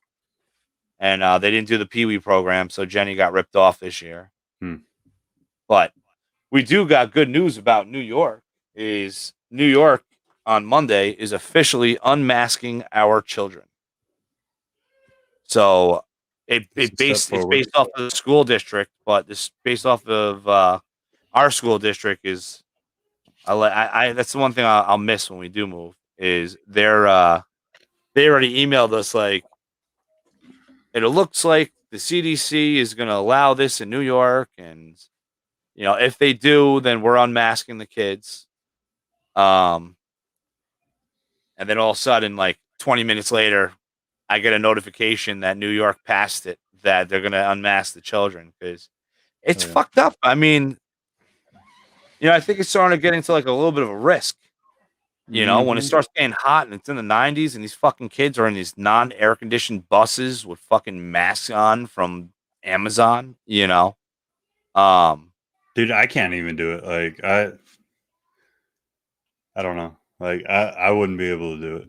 My anxiety shoots through the roof. I get super hot. Yeah. I get super alert. Like I can't. I hate wearing those fucking masks. My kid, I don't know if he can handle sitting through a day. Like the way he likes to talk and what he likes to do. There's no way you could wear a mask all day. Oh, it's crazy. They come back. They can't wait till this is done. My daughter, especially. Mario's cool with it. But my daughter, no, she's fucking, stubborn about it. But I don't like the mask. I notice that, I don't know why, but if I have a mask on, my mouth is open. I don't close my mouth. Like I'm mouth breathing like a fucking Right. caveman with the mask on. And it like freaks me out because I don't want to be like that person where, when they're dazed off, they're like, like I'm like, what's gonna happen when I take off this fucking mask? Right. Um, but luckily now New York finally opened up. Most places you can go into without a mask. Nice. And it's funny because there's so many weirdos in New York about the mask. So like the week that they allowed us to not wear masks in certain places, like I can't tell you how many times someone walked by me like fucking asshole. I still get it. Like Texas has been 100% open for over a month now. But I live in a very liberal city, and not saying there's anything wrong with that. I'm just saying. but I live in a very liberal city, and 98% of people are still wearing masks. So And they'll look crazy. at you like you're a fucking piece of shit for not wearing one. I was like, well, one, we're 100% open. Two, like if you guys all vaccinated, not that I have, but if you guys have been pushing vaccinations that hard and saying, hey, I'm going to do this, well, then it shouldn't be a big fucking deal, right? So you should just do what I do. I had the woman walk by and say, "You fucking asshole." So I turned at her and I went, just fucking started coughing her direction, and watched that bitch run with a shopping cart. It was awesome. Like fuck you. You know what? I can Right. do whatever I want. But and now Fauci got caught. So now he got caught on some bullshit Right. talking about how the masks don't work. So now it's like, oh fuck, now everybody's opening up, which we need it, man. I mean, I gotta say, Arlington, it was amazing. Uh-oh, someone's yelling. Was that your wife or was that the kid? That's the kids. That's the little girl. So what do you have? So what do you have? I Boys have and two girls? boys and a girl. My daughter's my middle child, so she's kind of. I was the middle child, so she gets extra attention because she's the baby girl and the middle child, and then obviously the baby gets a lot of attention, and like every firstborn, unfortunately, the oldest gets the leftovers and gets the most strict attitude, and like, Yeah, you know how it goes. yeah, but the oldest gets the hand me downs first, right? So Yeah, like, well, like the oldest had the cushion life, you know what I mean? Like he didn't have to share with anybody for a couple of years and he got to enjoy his fucking baby time, you know what I mean? And yeah, like now he's they getting had to tortured. share they had to share everything. So it's like you should stop doing that, but go ahead and do it for like 10 more seconds. I didn't see it. Yeah, Junior's a great big brother. And I mean, especially after having you know, having a special needs younger brother. Right. Like Mario's like excelled in certain things in his lifetime. And one thing I could tell you he's excelled at is throwing stuff at Junior's face. I posted it a couple months ago of Junior explaining to me how so now Junior's like 2.5, 3, and Mario's like under a year screaming evil child because Mario was fucking evil. And he's like, Mario's always mean to me. It's like, he always tries to hurt me. He's like, this morning, I was sleeping and he threw his sippy cup at my face. And he's telling the story. And you could just see this knot on his fucking head because we had the day bed next to the crib. And Mario fucking grabbed that sippy cup and went, bomb, blasting him right in the fucking head. And he was really good at throwing Hot Wheels at Junior's head. So, oh yeah, Junior, anything Mario had, he had anger issues before he learned the emotion love, which Right. took maybe 6 years for him to figure out. We used to call him the Hulk. Like we had to get rid of so much shit, man. I had all these like, you ever see those cubicle shelvings with like all the little boxes and you can Yep. put like little things in them? And I always admired it from my best friend's house when I grew up. His mother had like weird shit, like fucking steel mugs, Dutch mugs and weird shit like that. So ours just filled up with kids' toys, obviously. And you couldn't have anything on them. So if anything was on him, Mario would just be like, rah, fucking smashing shit, man. And you're like worried he's gonna smash like this dump truck on his fucking foot, or Junior's face. But he's come a long way, man. Now he's just a big wise ass. It's that's the You need to crazy set part. up. You need to set up like the GoPros and the cameras and shit, and just let them have a full out WWE match. We have that in the summertime. I post that in this, like I like to bribe them. So I'm like, who wants a Pokemon pack? Like, I do. I'm like, all right, you and Jenny wrestle David. If you can beat David up, then you'll get a Pokemon pack. And then, oh man, Pokemon pack Figure is it like out. treasure. These kids would cut off a finger for a Pokemon pack. I mean, they're like so fucking obsessed with these stupid packs, and they have their like, you got to pull 4 cards and put it on the deck, and then you got to flip it over and pull from this card, and I don't even know. You got to get I'm that like, foil. Yeah, you got to have the foil be the final reveal. I'm learning. I'm like doing research on, because I'm like, spending all this fucking money on Pokemon packs, and then you can't even get them locally. You got to buy them off of websites because the Pokemon world has the Pokemon Blown world up. is blown up, and it's like gambling, Mm-hmm. because the price of the cards are so high Well, that even what was it, like 3 months ago, 4 months ago? McDonald's had the fucking 25th anniversary I just heard Pokemon about thing. that. Yeah. So my wife was like, she was going like every 4 or 5 days, and we only got 3 kids, and she'd come back with 5 fucking Happy Meals. She'd be like, well, we're taking the cards out of the kids because they're too young, they won't understand, and I got 2 extras just for us. And I was like, what the all right. So I started looking it up, right? And You see the price of what they're worth right now? some of those foils that we got out of there are like $10 fucking for a brand new card. It's You crazy. get it graded, and you can get it to like $20 for a brand new card. I know what was it, like one of the original Charizards is like there's a certain misprint on it or some shit about it. I forget what it is, but they made like 1,000 of them or some shit like that. And it runs for like $300-$400 for one card. Yeah. And if you have the hologram, forget it. The hologram's like $3,000. Yeah. There's some weird guy. I don't know what the fuck his name is, but I follow him on Facebook. He talks like, he's like, oh my God. And he like opens it up.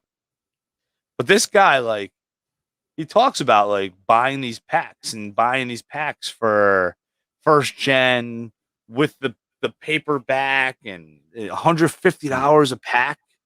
Like, so Mario said to me, he's like, I want first generation packs for my birthday. I'm like, wait, so you want 2 packs of Pokemon cards for your fucking birthday? That's all you're getting, 2 packs, Right. $150. David's like, they're like $150. I'm like, no, they're not. And then I went on eBay and I'm like, oh my God, they're fucking $150 back. Yeah, we got Pokemon cards everywhere. And then now I'm like jealous. I'm making my own binder. Because when my kids piss me off, I open up packs of Pokemon. I'm like, yeah, you know what? You don't want to listen to me? Watch this. I'm going to get a hologram or a YZ or whatever the fuck it is where it's all hologram.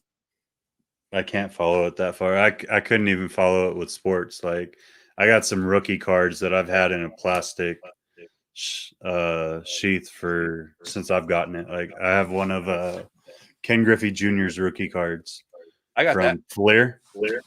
Fleer, 1986. Yep.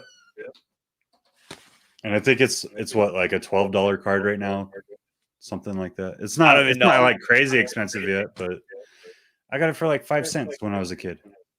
Yeah. Yeah, I got some good ones, but I don't know if they're gonna pan out, you know.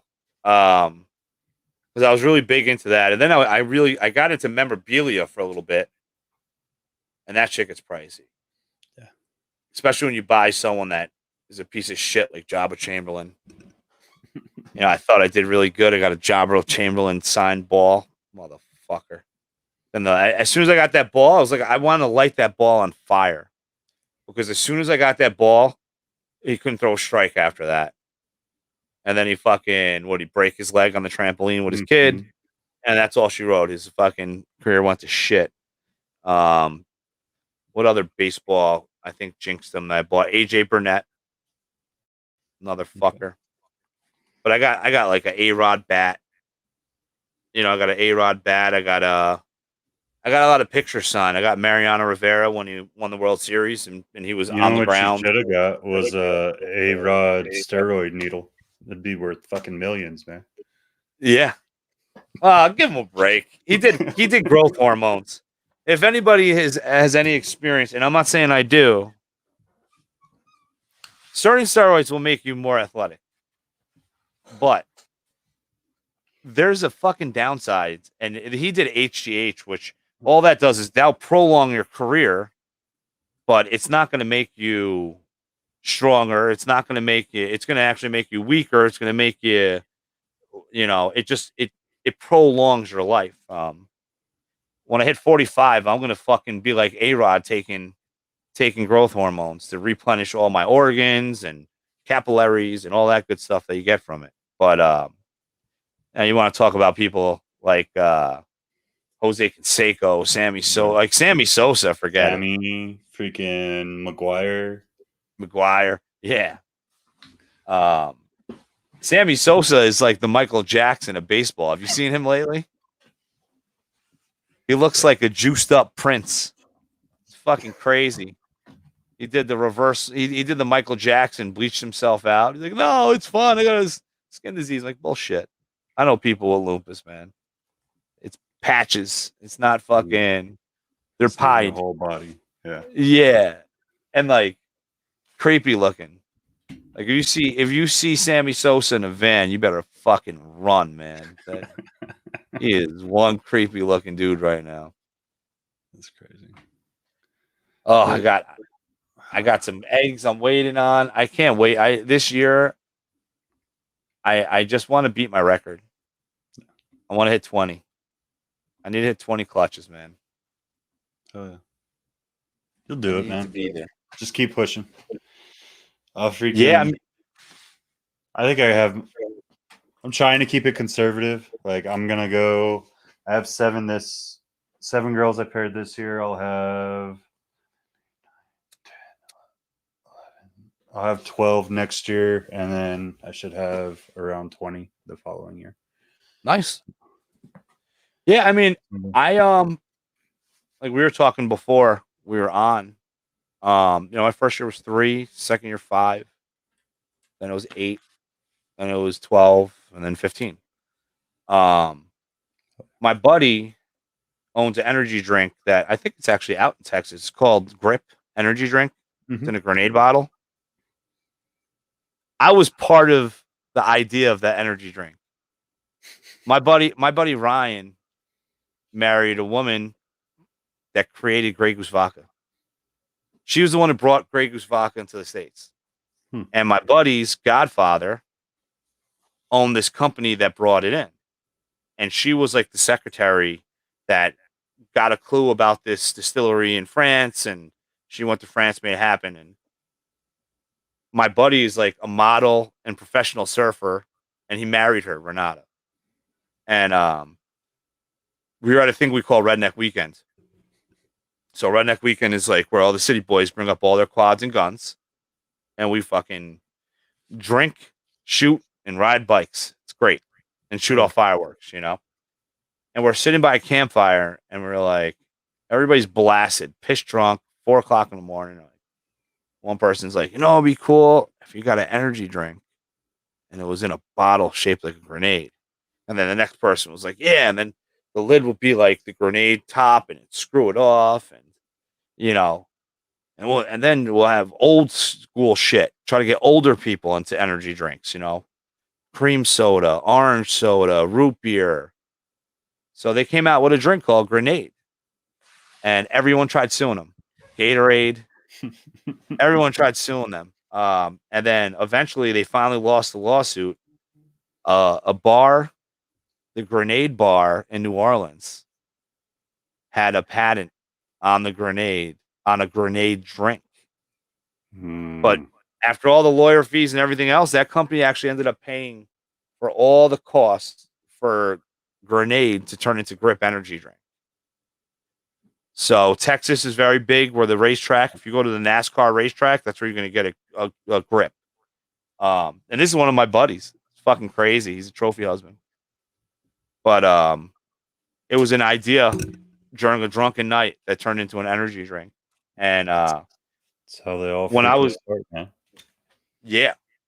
And when I talked to him, I said, why aren't you doing, you're not in New York, you're not in Florida, you're not in here. They started with Texas. Texas is really where they started the energy drink big. And Ryan said to me the best advice that I got as a business owner, and he said, you don't want your company to mushroom. And I'm like, what does that mean? Well, when a mushroom grows too fast, what happens? It tips over.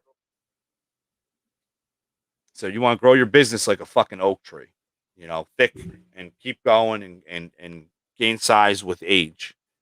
And I've been doing it. I've been doing the long road. I've only invested in a couple really expensive snakes. Not really, really expensive. I mean, decent investments. Right. It was a lot for me. And I'm riding with them. I mean, everything's all hold back, sell, hold back, sell. And, the passion's there. And you see all these guys that are been in the game for a while, and it's all about the passion, right? Exactly. Not about the dollar, not about, it's nice to do first evers. I have a couple under my belt that I just lucked out. I was like, clutch hatches, just trying to find everything. You're going to World of Balls, you're checking YouTube, you're checking Google, you're checking everywhere to find that fucking morph that you think the snake is. And then you're like, well, no one's done it. I guess it's first ever, But yeah, that was like the best advice. I mean, you can't because it's overwhelming. Shit gets crazy fast too. I mean, essentially, we're all kind of hoarders, right? Oh, 100%. The hard part about that is like, what was that TV show called? It was called Hoarders, wasn't it? Where they went into the houses and like showed how bad it was and showed them turn their life around and shit. Well, like when I grew up, I didn't spend a lot of time with my dad or my dad's mom, right? The few memories I have of her old house is like she was a hoarder bad. Like she had probably 10 years worth of mail just on her kitchen table. Oh, like shit. there's pathways. And the only pathways were back door, front door, and bedroom. And like I don't know how she got to the bathroom. Not gonna ask, don't know. Love you, Granny. Yeah. Like, take care of yourself. I'll cut your yard again. I'll see you in a couple of weeks when the yard has to get mowed down again. But she had that, and I watched my dad, and my dad got like huge into antiquing, man. Like, I think that's where my craziness started, in all honesty, because he started taking me to the auction houses. I was like, dude. And that's what gets me in trouble at the US ARC auctions, because like the mindset kicks in. I was like, no, come on. nah, fuck you, you ain't getting it. Like, come on. Yeah, this is mine. And like, so my wife looks at me now when we go to the auctions. And I was like, no, okay, I'll bid on this, this, and this. Those are the only things I'll bid on. She's like, okay. Yeah. So I have my limited things, and if it hits a certain point, I'll just look at her and like, I'm not gonna do it. I'm sorry. Like, I could, but I'm not gonna do it. And Yeah. so I watched my dad, and he has like some crazy. I can't even remember the square footage, right? It's over 4,000 fucking square foot log cabin in New Hampshire. Like, it's a nice place. I watched him get so fucking dealt into antiquing and hoarding because of it passing down from his mom. And we used to talk shit about it. Like, me and my dad were like, man, the mayor's bad. Like, don't fucking get that way. Don't let that Yeah. happen in your life. Like, stay organized. And I watched it happen with my dad as he got older and was like, fuck. Like, I'm next in line. But at Yeah. least it's animals and it's all organized. Like, it's Yeah, at least it's clean, right? It's you like know what I mean? It's like I have the issue. I know I have the issue, and it's only going to get worse. But mine's organized and it's clean. It's okay. I like the term controlled chaos is what the way I like to put it. Like, people come to my house and they're like, "Oh my god, it's a fucking zoo here." Yeah. Like, holy shit. And then when you get new people that never been here, turns into like I'm like the person that works at the zoo, and we're like just going through all the fucking animals. Ooh, what's that? Oh, what's this? Yeah, I did have a bit of that because so growing up in Westchester, people pretty much just threw shit out, Yeah. right? So it's not like there was like big garage sales. You know, garage sales was like kids' books and old bicycles, right? So I come up here and I'm like, I bought a a 19 like 50 Schwinn. I forgot the brand of it, but Schwinn is the creator of Schwinn was a creator of the Indian motorcycles. Mm-hmm. So I got one, and then now I'm starting to like Saturdays and Sundays. I'm fucking driving, man. I'm picking up all types of shit, dude. And once we had kids, we started throwing shit out.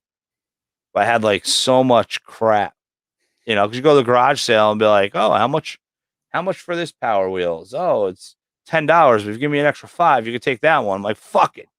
I'll pack them up, you know, and grab all this stuff. And now it's like, it's opposite. Now I'm like trying to get rid of shit to make room for more snake racks, you know? Right. We, My dad, I remember when he used to, and I used to give him shit about it because he would stop at people's garbage. Like, they'd throw a piece of furniture out or something in the garbage, or they'd put it out on the curb for someone for trash to pick up. And he'd drive by and he'd stop his truck middle of the street. I'm like, what the fuck are you doing? Like, are you doing this right now? And he's like, yeah, it's oh, a I good picked piece up of so much. furniture. And I'm like, are you fucking serious? Like, I remember, what was it? It was like 2010, 2011, and he picked up a fucking Papasan chair off of the curb. I was like, who even, like, no one makes these anymore.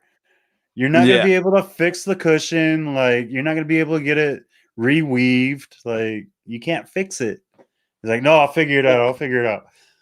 Fucking 2 months later, he's using the, I think it was bamboo. I don't remember exactly what they used for the framing, but he took it and he put it in his fucking garden and used it as support for his plants in his garden. I was like, Oh my you see what god. I mean? Like, you turned it into fucking trash too.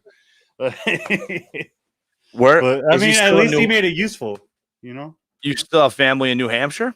Yeah. He lives in New Hampshire right now. He's actually getting ready to move back to Massachusetts. Massholes. Yep. I'm gonna be He's in New originally Hampshire. from Boston, so Oh yeah, that's how a lot of people from Boston. They leave Boston, they come back. Well, I'll be in New Hampshire on the 27th. I got okay. my quarterly expo since New York got nothing going on, so we do the 4-hour drive. But it's perfect timing. I need to sell some animals because I need to get some fireworks. Because New Hampshire, that's the beauty of New Hampshire, and the fireworks stores are like, it's like what you think weed shops are in California. You know, you go there, the girl that works there is like a hippie selling fireworks, and we always visit her, and she's like, "Oh, this one's nice. Let me show you." And they got like a scanner hooked up to a TV, and you scan the fireworks, and it shows you what the firework looks like. It's fucking crazy. But every year, like my neighborhood just gets worse and worse, and 4th of July is like a war zone. Like it's fucking crazy how much fireworks is going off, and I mean all of our houses are like stacked on top of each other, and people are like setting off fucking 4-inch mortars in their backyards. You know, their 10 by 20 foot backyard, and I'm like, you know what? This year I'm joining the fucking fun. I've already bought like a bunch of cakes because I'm learning that's where you want to be, man. Those mortar cakes, Yeah. that's where it's at, man. I mean, you get like a minute of just awesomeness going on, you know? So hopefully in New Hampshire I do good. I'll have a bunch of vicious boas that I'm not going to let anybody hold because the boas are Once you let them hold, they're they're on gonna. they're on meal 3 and they're just I love the boas and it's always been something I wanted to do is breed them, right? And I ran into the opportunity where I was on Facebook and the local page someone said need to rehome boa ASAP. And this is a 20+ pound female, possible super hypo, possible head albino. And it was a bad situation. Her abusive ex-husband that she still lived with just killed her son's bird that morning. And she was afraid that he was going to kill her snake. So she gave me the snake. And then, of course, I'm like, okay, well, now I start buying snakes. You know, I already had snakes I was growing out. And I was like, I'm going to breed them. And I bred them and they produced. And now it's like fucking reality check, man. Like they're so fucking evil. They're evil and they're fast. You know, it's so hard to get them in a bin. I don't Baby know. retics are the spawn of Satan. I'll say that right now. Like I know boas are a pain in the ass. Baby retics are the spawn of Satan. I haven't had one that doesn't just constantly bite. Like They got some fucked up teeth too, especially once yeah. they get bigger size. So now, how many retics are you planning on keeping in your inventory? I'm at 5 right now. I'm probably gonna limit it there. I have 2 on a breeding project. Well, I have 5 in my house. I have 2 on a breeding project with some friends. And then I also have a boa over there with some friends that's getting bred right now. So hopefully in the fall we'll have our first boa litter. But Pretty awesome. Evil I bastard. got a pretty good mix of stuff, man. Like I have 1, 2, 3, 4, 5.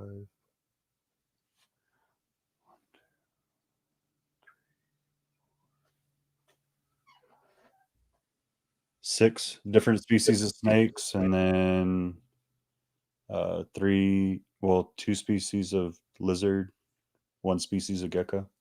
So, Well, lizards. Bearded bearded dragon. dragon and veiled chameleon.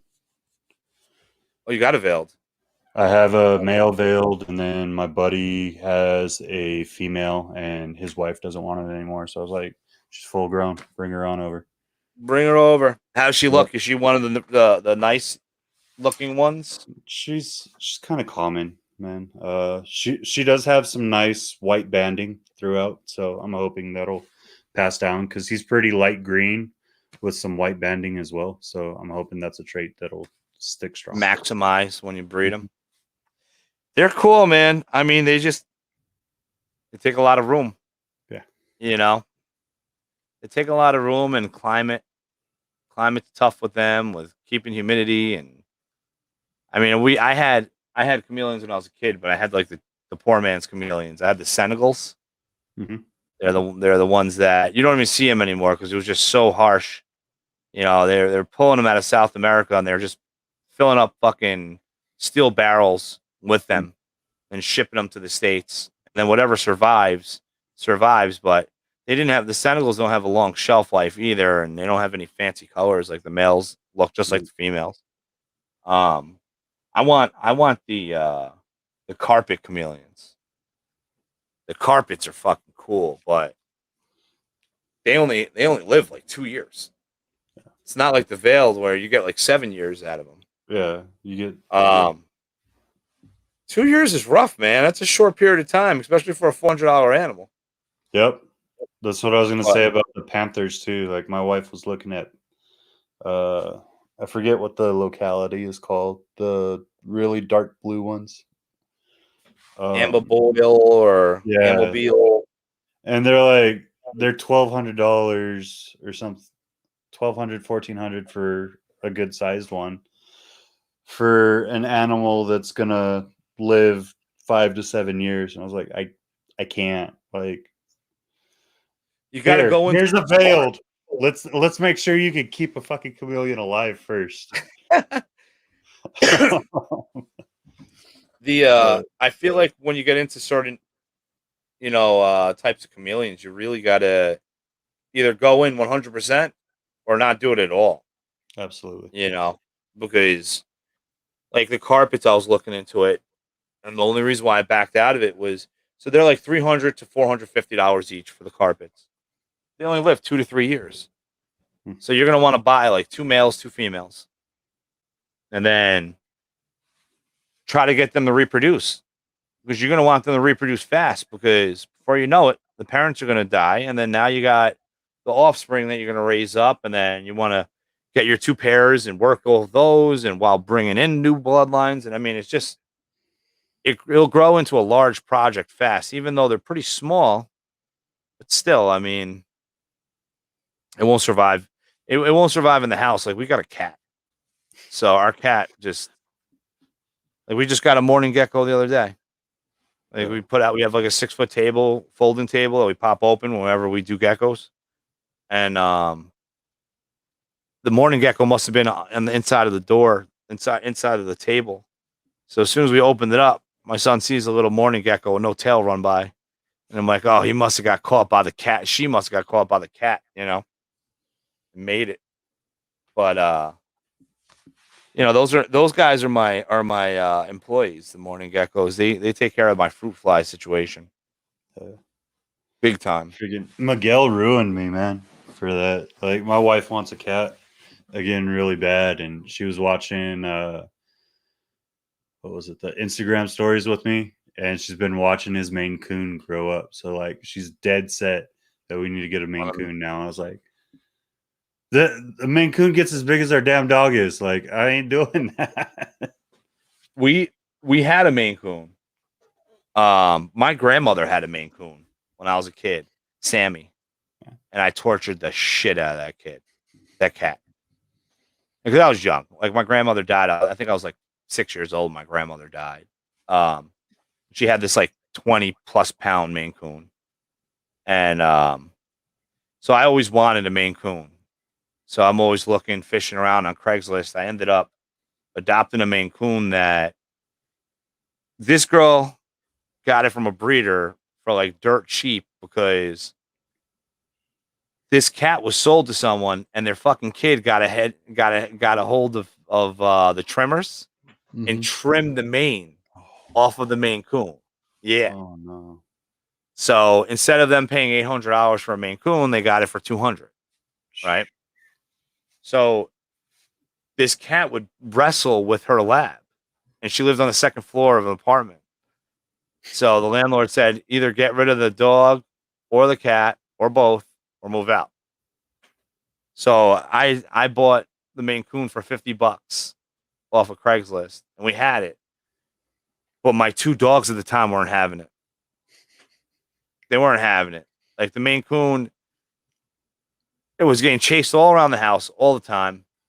I had plants on shelves that were really high at the time. The fucking cat would jump down.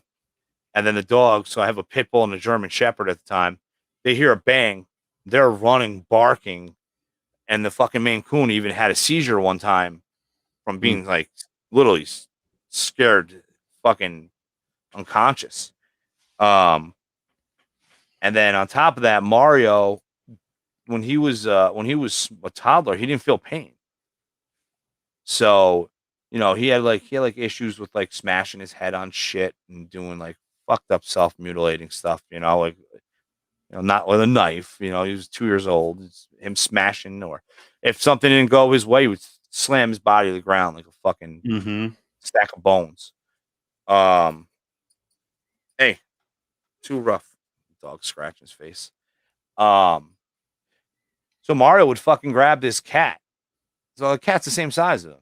It's an adult Maine Coon without a mane, and he would do fucking barrel rolls with the cat, and he would have scratches with blood dripping down his fucking face and his neck, and I'm like, people gonna think I'm abusing my fucking child. Right. Um, he had cuts all over his feet because the cat would hide under the ottoman, and of And course he's like scooching him with his foot, and the cat's scratching his foot, and he's laughing. Blood pouring off his cuts off his foot. He's laughing his ass off. He thinks it's funny as hell. But after like the second, third seizure, I ended up rehoming the cat because I was like, this poor thing's getting fucking tortured here. It's like not fair to the animal. But now we have a cat again. Now we got Naruto, and Naruto, he was a nightmare until we got his balls cut off. Yeah, I mean, he was good to everyone else. He just didn't like me, man. He fucking shit on my pillow, that motherfucker. Shit on my pillow, pissed on my towels. We had to buy all new towels. Got his balls cut off. He's a new cat now. He's my buddy. Um, but we want to get a Maine Coon. I want an outdoor cat. Once I get out of the hood and I'm in the country, you know, outdoor cat sounds good. Not so much of an attachment to, I think. Barn cat, something I could fucking let into the rodent room. Up, rat got loose today. I can throw the cat out there, throw the Maine Coon out there to fucking tear shit up. Because this cat, forget it, man. I've been training him to attack mice, and Naruto is like Naruto. I had an African soft fur, so like not till last summer I switched to snake tubs. I've been always sterilite, sterilite 6 quart, 15 quart, 28 quart, 41. So I've been doing it for years, and all my racks are tubs with lids because I was afraid of the kids opening it up. So I was like, it's the last line of defense. If they slide the tub out, at least the lid's on. The snake's not going to escape, right? Mm. And I'm not used to like these FB8s, and I drop a fucking soffer in, and that little motherfucker, he ran to the back of the tub, did a little parkour on the back of the tub, and jumped right out the front. Landed on the floor right next to my cat. My cat just looked at it, just stared at it, watched it climb under another snake rack. I'm like, failed me. Absolutely failed me. He's no help for rodents. He's not a part of the cleanup crew. I But can't even I can't even have my dog out with the rats when we're cleaning them now. Like my wife was looking at wasn't quite weaned. Like it was right on the verge of being weaned, right? And she's yeah, holding it, and the dog's just staring at her. And he's not a big dog. Like he's a Chihuahua Beagle mix, so he's like maybe 20 pounds. it's a beagle though. And yeah, and she's holding it, and so she holds it out for him to sniff it, and he Latched right out onto of her it. hand, right out of her hand. I was like, Oh, "Oh, I guess I don't have to worry about rats now." But yeah. he'll go, like he'll literally try to fuck with the tub to get him to come up and try to eat him out of the tub. So I can't let him out there. That's like Josh. Josh Jackie. He's got all those fucking Jack Russells. Like he don't need to worry about nothing escaping his house because those things are like sharpshooters with fucking rats, man. That's what they use in New York City. New York City, there's packs of people that just go out with small terriers killing rats. You ever see those videos before? Mm-mm. Oh, it's a great You have to video to send go me down the one, dude. rabbit hole. Just Google dog kill rat, and you'll see like these groups. It's like 20 people with all these small terriers, fucking everything. Even Dachshunds, man. Dachshunds are little fuckers too with Yeah. hunting. Um, they they're just literally just like moving dumpsters in New York City for rats to run out, and they drop the leash, and their fucking dogs are just killing rats. There's like packs of them they're averaging like 500 rats a night. Holy hell. Yeah, and I don't know. I've always had big dogs. I Bailey's like our smallest dog, and he's like 60 pounds, you know. But we're gonna see right now. My buddy breeds bullies, and I've been mentoring his daughter. His daughter is 16 years old, Sanaya. Um, I've been mentoring her since I sold her a snake 6 years or 5 years ago. She was this little 10-year-old girl buying a ball python, you know. Um, and I've been helping them through all these years. And when we had to put down our pity, he was like, message me. He's like, well, he's like, if you're interested in bullies, he's like, don't worry about money. Give me a snakes in the future. You know what we're working with. We're gonna send you a bully, and we produce brindles too. So it's like, do I wait for that? Last year it didn't happen. Um, so this year they're waiting for the females to go into heat. Um, but I'm like, I keep finding dogs locally, and I don't want to wait too much into closer to winter, you know. Right. Because who the fuck wants to be outside with a puppy that doesn't want to take a shit, but you know it has to, you know, farting all Well, over the place. especially up there, man. Like winters are brutal up there. Yeah, they're I, tough, I man. I only made it through one New Hampshire winter, and I was like, it wasn't even a full winter. Like I think I made it till January. And I was like, fuck this, I'm out. And I moved Yeah, New back down to Hampshire is Texas. rough. I hate doing the New Hampshire show in the winter. Um, the New Hampshire show in the winter is New Hampshire's got that never-ending bitter draft that just instantly burns your skin, you know.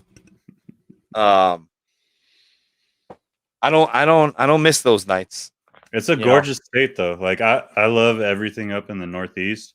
I just I'm not made for those winters. Like I'm a hibernator. Once it gets under like 40 degrees, I'm done, dude. Yeah. You're not gonna catch me outside. You're not like my house would fall apart within a couple of years because I wouldn't be making sure the snow was coming off the roof or off the deck or wherever I was living, you know? We were in the 40s last week Hmm, for 2 days straight. We didn't go above 47 degrees. that's And then crazy. the week before we were in the high 80s, low 90s. I'm like, I'm over it. My father, my father's 89 years old. I'm staying in New York because he wants to stay into New York. And I have a limited time of him being on this earth with us. Right. So wherever he goes, wherever he wants to be, we will be. So I said to him today, because now we may have a buyer. We're waiting for a bid on the house, and I'm like, now's the time to decide. Do I start calling real estate agents and because I really like Virginia, man. I like the Four Seasons. Right. I just don't want it to be as long as what it is. Like even where I'm located now, compared to like growing up in Westchester, right outside in Manhattan. Um, our winter's like almost 2 months longer up here. It's a lot of Well, extra cold weather. you got the lake effect up there too, don't you? Yeah, but the lake effect is like I feel like so the lake effect makes it like a consistency from the Great Lakes. So it's like consistently cold from the lake effect. And then these northeasterns happen and they just beat the shit out of us. Um this year we got 32 inches of snow in 12 hours. It was Yeah. fucked up. It was so bad. And I live on a main road with a plow. The snow was as high as the hood on my Chevy Avalanche.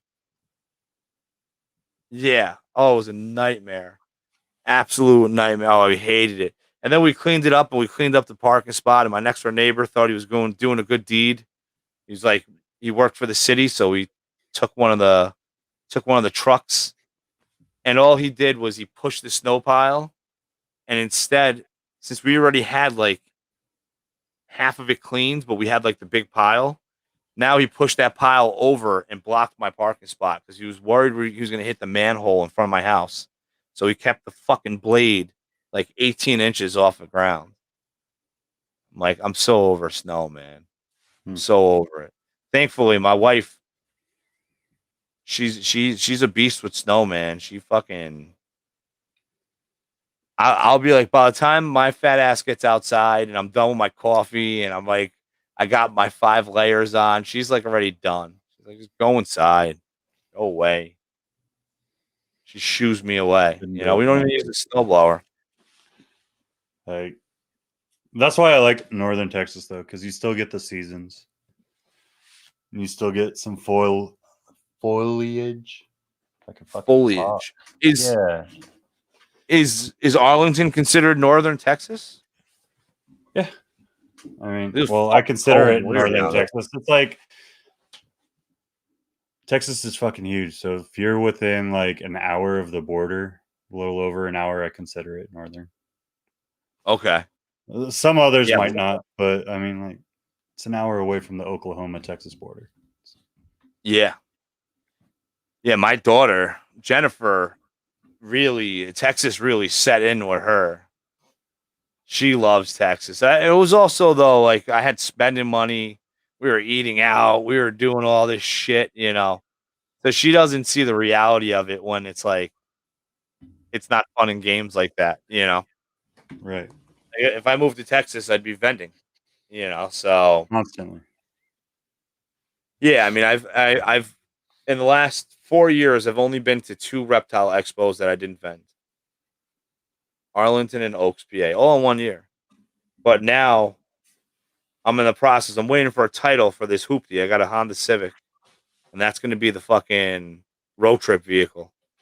So we're gonna start going to expos and shooting blogs and hanging out. I Oh, yeah. mean, That's the way to it's brand, dude. Like it's a lot of work. A lot of work. Like that's how I started. So I was while I was growing everything up, that's what I did. Like I would travel from Texas to California with my family 3 times a year. I'd do the Arlington show. I tried to get out to a couple of Phoenix shows. And it was just like I was always on the road, and I wasn't getting time to actually talk with breeders except to interview them because I always had a camera on. oh, you're all business. You're Yeah, I was all like my first couple of years, I was all business. I just wanted to make that brand, and build it, so that once I got to this point, it was easier. And I mean, I feel like I did a significant job, but it became a little boring for me. You know what I mean? So like you'll watch me, especially on my YouTube channel, because I still do it, but you see me go through phases. Like I'll go through a couple of months where I'm doing like 2 live streams or a live stream every fucking week. And then you'll see me go into the vlog format for like a couple of months and then switch back to the lives for a couple of months. And like, yeah. it's a problem, dude. Like I get bored and I have to switch it up. And then I don't like being all business. Like I like to, this last Arlington, I shot so much B-roll and I didn't do a single thing to fucking put a video together. And I was like, you know what? Like by the time it was mid-Sunday, I was like, fuck it. I'm not making a video. I'm just going to enjoy this show. I still have to do my video. I have all that recording. That's the other part when you shoot these videos, you fucking, that was a 3-day weekend. I got like, I think I did like 60 gigs of video, 60, 70 gigs. I mean, 4Ks kills you, but still, it's still, and now I got to turn 6 hours of recording and turn it into a 30-minute video, you know? Oh, you're And being this time generous with yourself too, then. saying a 30-minute. I turn them into like 10 to 12-minute videos. It drives me nuts, dude. Like, and then I gotta I watch can't it help like it. 4 or 5 times through. Like, no, I don't Oh, really sure. need that. Even though I like Oh, that moment, I didn't need. I don't need that specific moment for the video. I'll try to use it somewhere else, and then I just never use it. So I have the shit on my memory card still that like I really enjoyed the moment, so I don't want to get rid of it. yeah. But it'll never get used in a fucking video, or And maybe we're in it'll this be like world. a end of year wrap up video or some shit. You know? Oh, see, I'm bad. I don't even go back. It's hard enough for me to get it to the fucking program to edit it, let alone to swing back. Like I have 2 BOA videos I got to do. I got Arlington. I have so many videos in Arlington. Um, and before you know it, I got another expo coming up. We picked up another show as well. We have New Hampshire on the 27th, Manchester, New Hampshire. People talk funny. Love it. One guy comes to my table. He's like, "Hey, you got any gargoyles with you?" Literally sounds like gargoyles. And I always tell him, I'm like, say gargoyles so I can put you in my video. Because it's so awesome hearing him say, a little Irish guy, gargoyles. It's a And hard then we A. picked, You don't say R's. You just say a hard A. yeah, hard A. Is that what it is? When I first, I almost felt bad because I can't help it. He's like, hey, Ben, you got any gargoyles? I was like, what the fuck did you just say? Like, I just said that to this like random guy. Gargoyles, the gecko, the gargoyles. And I was like, oh, gargoyles. Like, yeah, gargoyles. Now it's like a joke. He sees me. He's like, gargoyles. He screams at me when he sees me in New Hampshire.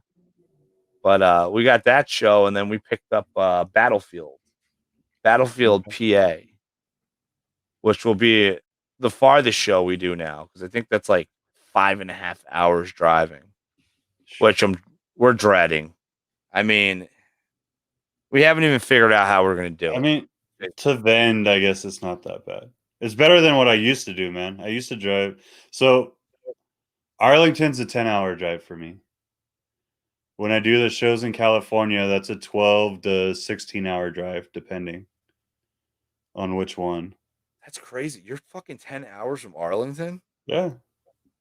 Oh my god. It's That's how almost like big Texas is, right. dude. That's why I said I call it fucking Northern Texas because it's only like an hour away from the fucking border.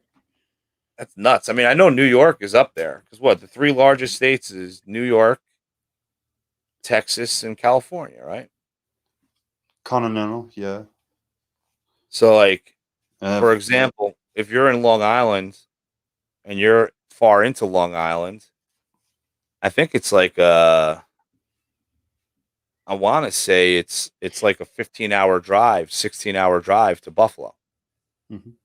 But that's from like point to point because it's such a weird shaped state too. But I don't know, man, because then you got to decide like you don't want to stay too. It's a 1 day show. It's on a Saturday. So do you drive in the night before, bust your ass all day, and then drive home after, or we may go another route and say fuck it, we're gonna like drive out there before the show, do the show, eat dinner, crash out, and then drive home the next day with like a clear head, you know? Right. Because I only drive hoopties, so I can't do distance driving. I have to stay within 100 miles because that's how far AAA will tow me for free. Um,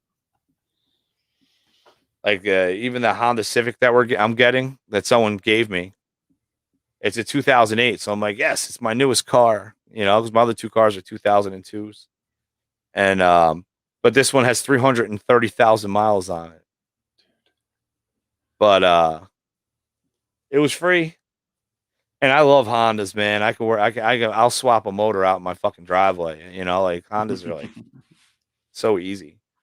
But yeah, we got to figure all that out. I mean, now we're getting emails, and they're if New York really opens up, the problem is New York's fucking governor is a prick, and he turned all these large event places into COVID hospitals. He had the army come in, and they made a legit hospital in 5 days, which ended up costing like $20 million, right?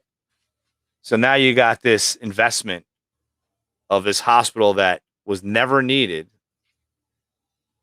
and then it's a waste of $20 million essentially, right? Yep. So they're like, "Fuck it, we'll just keep it as a hospital for now." We're That's gonna not give being you used. the stimulus package, but that stimulus package is coming out of your return. Oh, and we're gonna hike your taxes up real quick. Oh yeah, it's another reason I want to. I want to go to a full carry state. First off, I loved Virginia. It was like my buddy, one of my close friends. He's a retired Army Ranger sniper, and he built me a toy and made fun of me through the whole entire time because of all the New York laws. And I went to his house, and he's like, "All right, man, what do you want to which handgun do you want to carry?" And because he's nuts, he's a sniper. He has all these fucking guns. He's like, first off, he's like, "How's your son? Is your son cool?" I'm like, "What?" He's like, "Is your son cool?" Because my house isn't child safety. Well, what do you mean? He goes, "You can't walk a foot without being around at least 5 or 6 loaded firearms, as well as knives and bayonets everywhere." And dude, It's a fucking surplus crazy. store. Yeah, I mean, and he's like, so like the silencers, right? Mm-hmm. You got your federal tax on them. So most people only have one, right? Because then you just interchange it between multiple weapons or whatnot. Oh, not Joshy boy. He's got 3 because why have to interchange them? And then he's telling me like the prices on them, and I'm like, holy shit. But he was like, I want to build you a gun, and you're gonna bring your son down because we're gonna shoot machine guns. So he has like the perfect setup. He has the AK lower with a 22 upper. So we're fucking Oh yeah.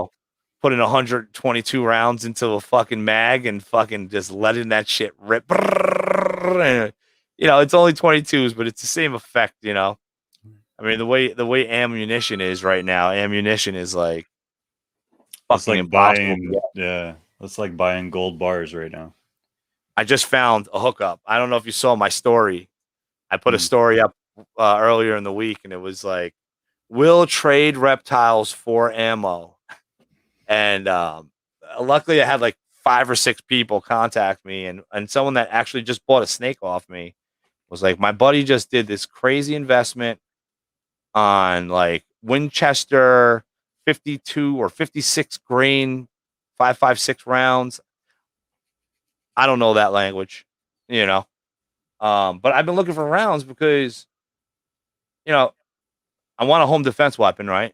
And that's why we had it built. But we only ran 30 rounds through it. So we ran 20 rounds through it, and we were getting jams. So then he lubed it up, and then we shot another 10 rounds, and it shot flawlessly. But I'm still not confident in that weapon. It has to have Yep. at least 100 rounds ran through it so that I know shit hits the fan. I invested in a biometric safe. It takes me 2.5 seconds to get my gun locked and loaded. You know,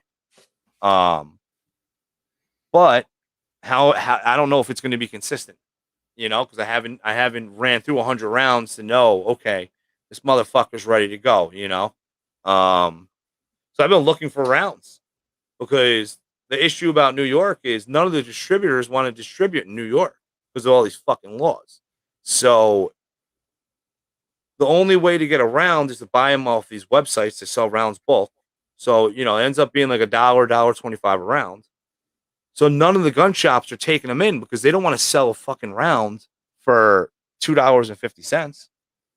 So they're all doing that whole, what is it?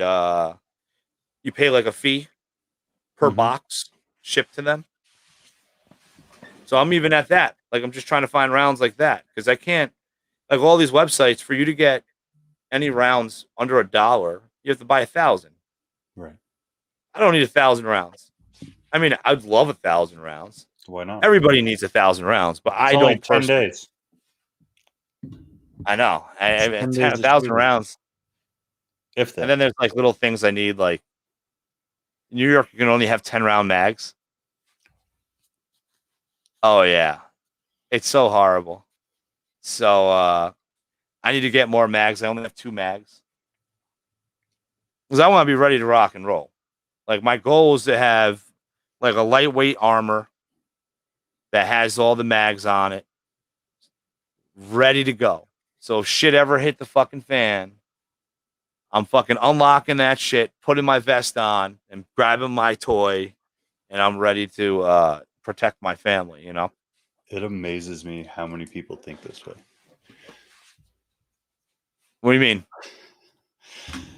It's just funny to hear because my wife looked at me like I was fucking crazy for a while.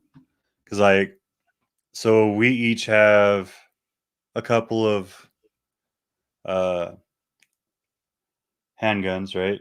And there are multiple full clips in each room of the house just in case you get stuck in a certain room.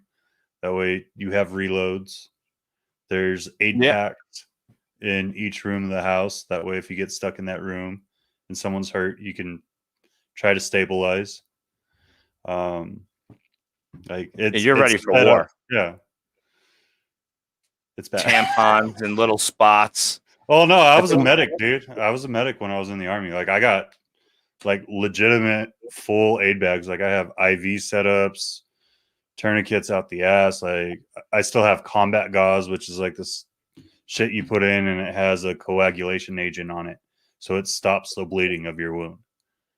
Yeah, Like all shoving it that in a hole. shit. Yeah. All that shit that everyone wants.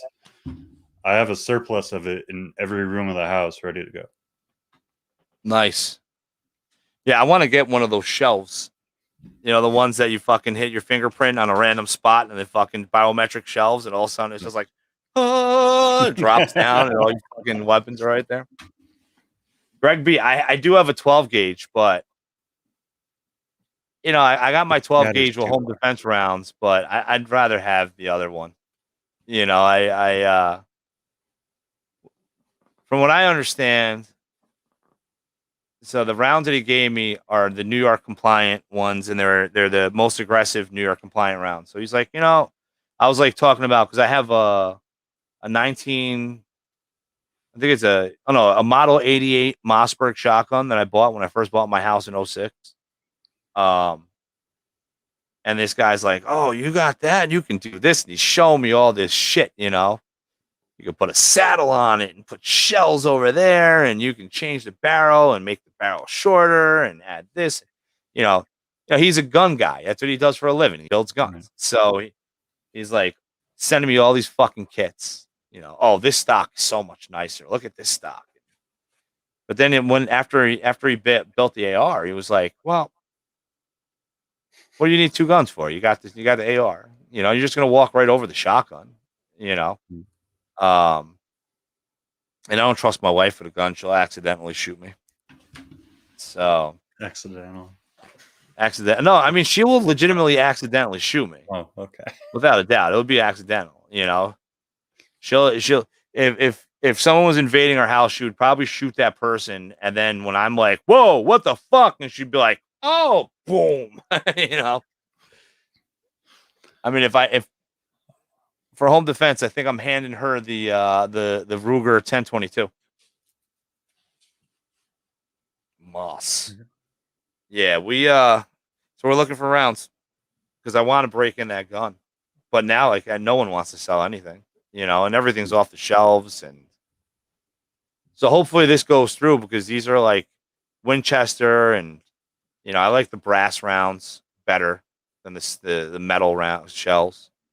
So if this goes through, hopefully I can get a couple hundred of them and at least run 100 through the weapon and then still have 130 for home defense. And, hopefully, I mean, I'm just gonna start bartering snakes and geckos for fucking ammo. If anybody says a stockhold of ammo, Just let me watch know. for the auctions on old Vietnam ammo. Be fine. Oh yeah, the Yeah, one guy was like like, the government when they really need money, or like the military when they really need money, they do auctions on like their ammo and the Humvees and shit like that. But it's like back Vietnam era stuff that they're auctioning off that they still have around. oh, so they just like dip into the stock Yeah. when they need the money. But now is that ammo? Like, do you get a lot of duds? No, I mean, it's as bad as it sounds. It's the shit that they send the Marines off to war with.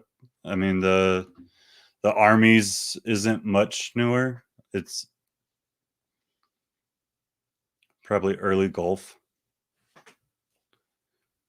Really? But yeah, like the ammo that the military gets sent out with is fucking decades old, dude. Decades old. Really? Yeah, I want a stockpile. I want a safe just filled with ammo.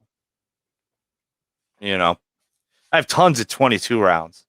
I did clean up on 22 rounds because you know how like they disappeared when I guess the military was switching over all of its training to save money and they were doing everything with 22s.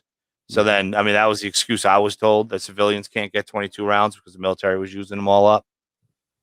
Um, I want to say this was like 5 or 6 years ago, maybe 7.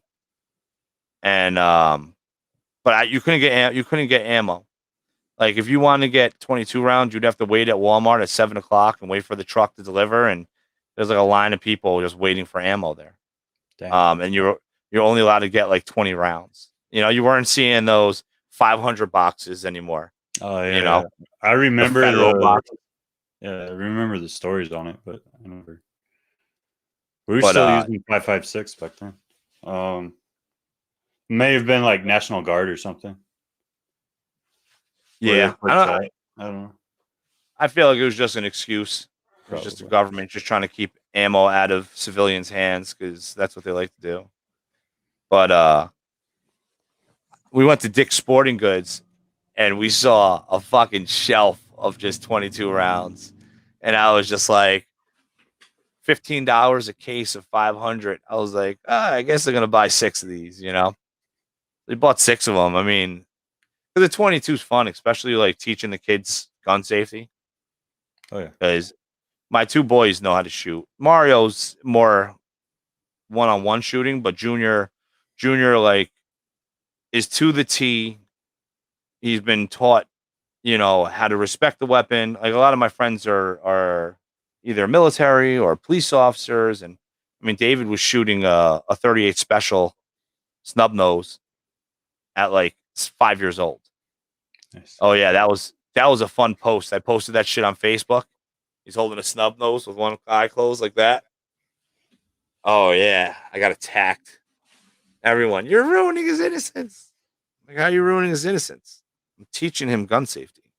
Right. My kid feels comfortable about guns. He doesn't have any anxiety. He doesn't want to shoot it. He's shot hundreds of rounds. He's fucking fine. It's fun to shoot, but it's not like these kids that never touched a gun and they turn into like weirdos when they're around one. Right. Um, That's 3/4 of what your hunter safety is, anyways. Like it's a gun safety course. yeah, and he's good. He knows the gun's always pointed down. He knows that your finger's never on the trigger. We like because we like dry trained the kids. When we taught them. So, we have all these kids with, you know, empty weapons, and we're having them load in the mag and cock it back and put your finger on and aim at a target.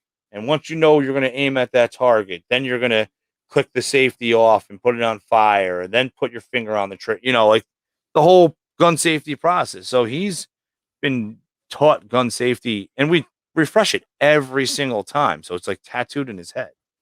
Um, So we're pro, we're pro Second Amendment here. I mean, that's why I want to go to another state. Virginia was awesome. I fucking know my buddy's like, oh, what do you want to carry? Got a Glock over there, got 1911 over there, I got this over there, and Junior didn't try to touch one thing. And then when Josh was like, hey Dave, Junior, hand me that gun, he was like, I should have seen how fucking cautious he was. It was perfect. He was like doing everything that you would want. He was more behaved than most adults. Because I'm not gonna lie, man, I was like, holy Get fuck. in a candy store. Oh yeah, man. I mean, we shot his he's got a Ruger sniper rifle, and that motherfucker is awesome. That thing was awesome. First time me ever shooting a sniper rifle. And it's amazing that you can just, with the scope he had on it, because he's very big with scopes, obviously, I shot a target at like 300 yards, which is nothing with a sniper rifle, right?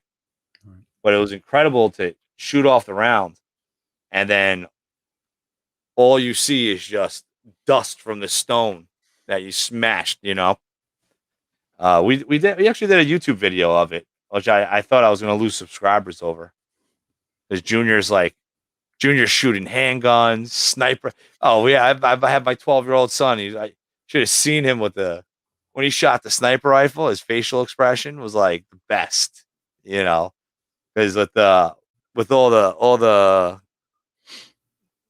pressure, right? When the sniper rifle goes off and it's like you can see the shock of when it's shot, and you see him holding it and he's aiming, and all of a sudden, boom, and he's like fucking like, whoa, like cool as shit. And then with the handgun, it was a great time. It made me want to go to Virginia so badly, like agricultural area. That's the dream, to have a farm where the business is self-sustainable, the refrigerator is self-sustainable. I mean, I'm not fucking milking cows for milk. We'll buy milk. I'm fine with that. But if within 5 years, if we can be 75% of our protein is home raised, homegrown, that would be key. But we'll see. I mean, that's one. Honestly, it's a smart way to do it. And like one steer will feed your family for, even with, what are you at, 6 total in the family? 5? 5. 5. They'll feed your family for probably half the year, easy. Yeah, I was thinking about buying. There's an auction up here, which I didn't know. That's like a farm thing, but you can buy like ready to butcher, or you buy an animal that's close to butcher. So it's like right up to the phase where where you what is it? You put them in a pen, so they can't move around so much, so you can tenderize the meat. So, yeah. So I used to work on a ranch, a cattle ranch, and you essentially, from the time you decide that they're going to be used for meat, you throw them in a pen, you give them like a lot of finisher, a lot of like heavy grains to fatten them up and put on as much weight as possible. And Yeah, then that finisher will help tenderize the meat as they're going. And you keep doing that, and you'll get them up. You raise them up to about 18 to 20 months, and then send them to the butcher, get it done. And then you spend like a couple $100 at the butcher. The cow itself is usually, I don't know, like 1,500, maybe a little more. But I want to do it all to in have house. meat for the year, dude. To have meat for the year, it's Fill up that nothing. freezer. Like, essentially, a pound of meat is going to cost you like $2.50 versus the $4 to $6 that you're paying right now for a pound of meat. Yeah, and I hear the problem that it's a process butchering cows. I didn't know that. My neighbor was telling me that because they have to hang for a while. You want to get all that blood out. Because if you don't, that's where that gamey flavor comes from. Mm-hmm. And he was explaining to me that, like, that's why if a cow gets loose and gets hit by a car, let's say, it automatically is getting turned into like animal food. Because since the bones are broken, you're not going to be able to hang it and cure the meat essentially. So it's not going to have that same flavor of the ground beef you get at the grocery store or the steak. We're actually looking to get retired heifers. I watched a whole special of the comparison of retired dairy heifers, comparing the meat to Wagyu beef. Mm-hmm. And they call those the poor man's Wagyu. Apparently, it's obviously not the same, right? Because the other, it's a different breed, it's all that. But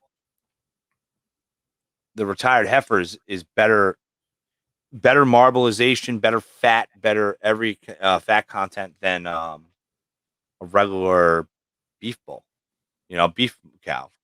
Right. So I watched this whole special, and now I'm like on a mission to find them.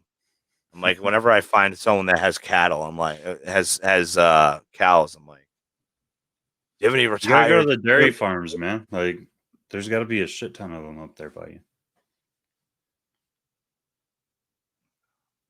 I would think. I get stressed out. Yeah, well, adrenaline. I mean, isn't that like the difference with deer? Yeah. You Like want to. it'll poison the meat essentially.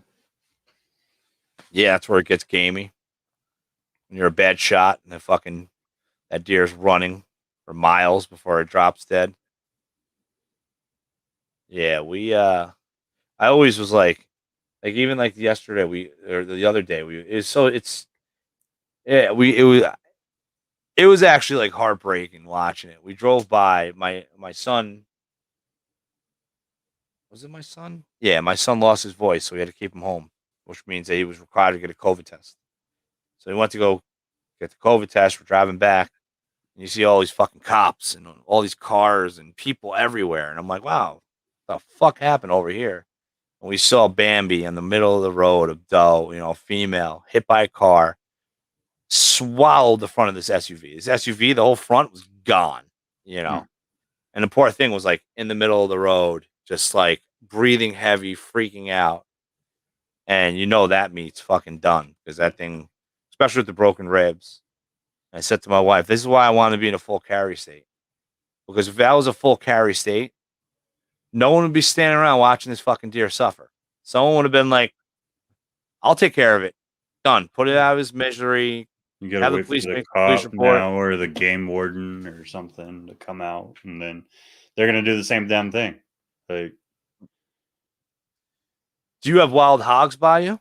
oh yeah, I have javelina out the ass out here. Really? You ever hunt them down? I haven't done it yet. The only hunting that I've really done is whitetail up in New Hampshire and Maine. Okay. Like I've done the tracking and the setups and everything for mule deer down here, and my buddy drew or won the lotto to do a oric hunt, which is like those African antelope, like big motherfuckers. Like their horns can get 4 fucking feet long. Holy shit! I've literally watched these horns go through a fucking Humvee while I was in the army because it was a bull and it was pissed off that we were in its bedding area, so it just fucking rammed the Humvee. Like it's stuck in the Humvee, can't pull out. So we had to call. Yeah, we had to call the range control. The range control had to call the game warden, and the game warden came out there and was like, "The only thing we can do is fucking put it down and cut off the antlers. Sorry." And your handguns aren't a heavy enough caliber to fucking go through its skull, so you have to get a rifle and put it up. Like, oh my god! But they'll walk through the 50 cal ranges and just stop and stare at you while you're firing down range, and you got to stop firing when they're walking across. but they're not scared of shit out here because there's nothing to be a predator to them. Like a whole pack of coyotes can't take a grown up oryx down. So the only thing they can do is set up little lottery hunting trips. But I got to go with a friend for one of those, and it was a pretty intense fucking hunt. I've I've gone through New Mexico when I lived in New Mexico. I went on elk, never got one, but I always see them out of season, and then they're fucking smart, dude. Like I swear, Yeah. when it's season, they know, and they just lay down. But Yeah, like we're staying here. We smell them humans. I want to go hog hunting.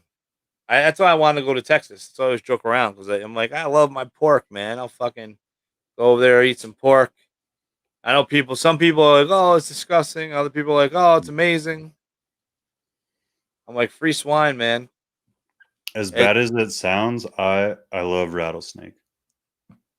Like I oh love yeah, rattlesnakes just for what they are, but I love rattlesnake meat. really, Just from being on a ranch and like, obviously, I'm the only snake lover on a ranch, and like the ranch owners are like, if you see a snake, fucking kill it. If it's a rattlesnake, kill it because it could hurt the calves. And I was like, nah, rattlesnake's not gonna fucking inject a calf, and a baby rattlesnake can't. Like a calf's skin's too thick for a baby rattlesnake to hit.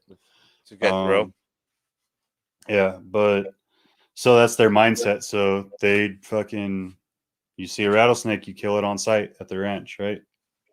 Minus myself, I'm like trying to fucking Rescue relocate it. them on the ranch so people don't know.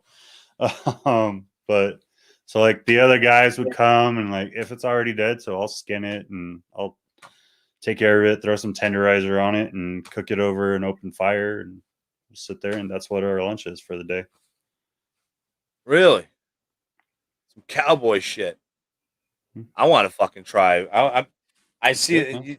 Texas has that big crazy event that the reptile community does not like, I hate where it. they're like I hate it. that shit's vicious I hate it.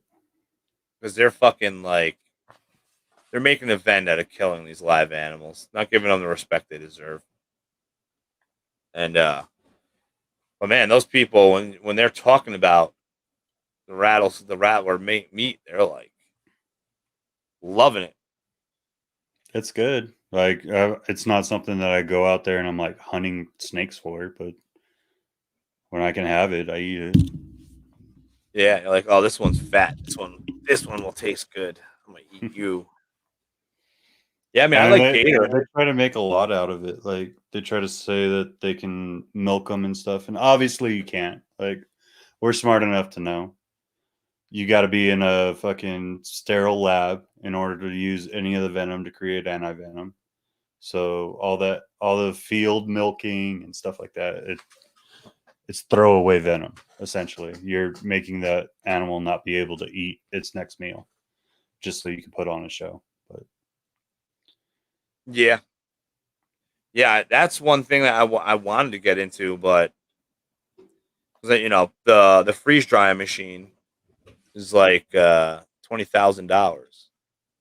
So you come up with that machine, and then you start your venom room and start collecting specimens, and because what is it like? You got to milk like 20 snakes to get like 1 gram of freeze dried product, and then mm-hmm. then you have to pretty much find a buyer, right, that wants it. But I thought it'd be cool, but I don't know, man. I see more and more of these people that get bit by venomous, and I'm like, I'm happy with my fingers. You know what I mean? Like, especially if it's like a coagulant, Mm-hmm. where like everything just starts dying as soon as you get shot, and you're fucking fighting for your life. Like that guy that got bit by the gaboon viper, lost multiple fingers. And what about you? Were you gonna ever get venomous? Oh yeah, definitely.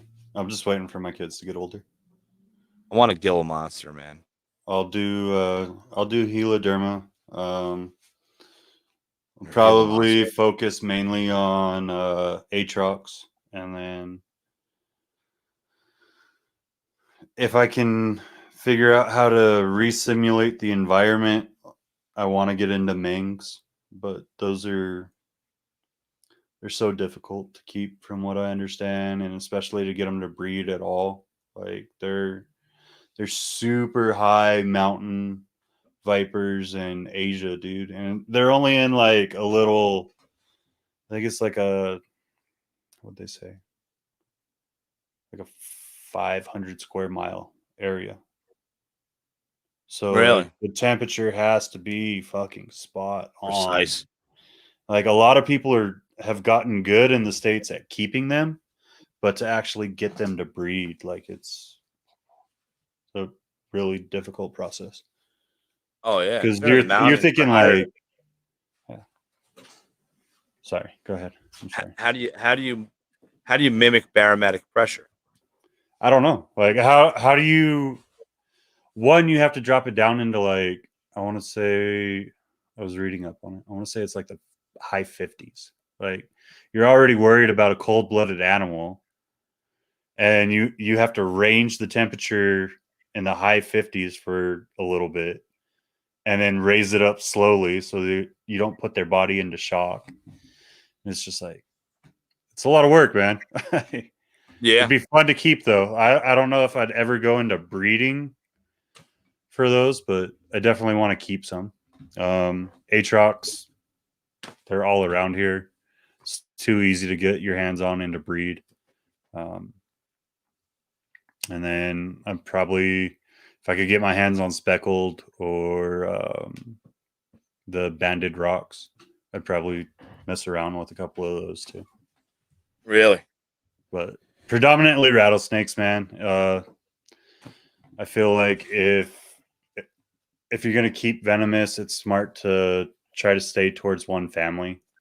The Mings would be my outside of the family, but like essentially most rattlesnakes strike the same way. You have the same parameters versus going to like elapids or other things, you know. Yeah, Um, yeah. I mean, like the Gaboon Viper was always my favorite. yeah. They're gorgeous animals, man. They're just they They're strike vicious. too fast. I've heard too many fucking horror stories. Like I remember the first time I was at the Pomona show. I went to Prehistoric Pets, and Jay gave me about an hour after he closed, where we were just hanging out and we were talking. And he told me a story about one of his buddies who was handling a gaboon and he got bit, but he didn't get envenomated because the gaboons fucking bit him in the Achilles. And before it let its venom out, the It went through. fang was literally all the way through his Achilles. I And that's know. the I only thing that know. saved it. Yeah, it only saved him from his fucking Achilles melting. I know a guy. I don't know him personally, but it's my friend's uncle, and he was the only person with a black mamba in New York. He's the only one that was able to get the licensing for it, and it it bit him right through the web, and he lucked out because the tooth went right through, and then it sprayed. So he still had to go to the hospital. Still was on like fucking life support and coma and the whole nine, and it was just from the residue on the teeth that went through. Um, and his arm is fucked for life because Mhm. everything coagulated in his arm. But since it was a low dose, it didn't go far up. But from here up, fingers are like swelled and mangled, and Hmm. I don't know, man. I play the piano. I like my fingers to be fucking good. I don't want to risk losing fingers. And No, I I feel mean, I you. hear the what do they say? They say like, oh, if you want to get a Gaboon Viper, get the meanest blood python Mhm. because their striking distance. Because I think it's like 90% their distance is their striking distance. Oh, Something like ridiculous number. no. They have the highest. The Gaboon Viper is number one, and the blood python is number two on striking distance based off of length. which is I saw a video of a gaboon viper that someone was, fucking with in the wild, trying to catch it. And that fucker was like a little spring jumping at him. Fuck that. Yeah. I don't want, no. And venomous isn't something that everyone should get into, obviously. Like, a lot of us do a lot of stupid shit. So, like I said, I'm waiting for my kids to be older, and I'm working with animals that I already know how they move. I know how they react. I've been around them my whole life. So, Yeah. I get bit a lot, man. That's another reason why I don't. I got bit today. I got bit today by a breeder male boa, sungalow. I didn't realize. I'm like looking at tubs to see if everyone ate. As soon as I opened up that tub, it was going at my fucking face. I put my hand out like that. It caught me on my hand. And it said, "Ooh, I don't like Asians." Let go right off the bat.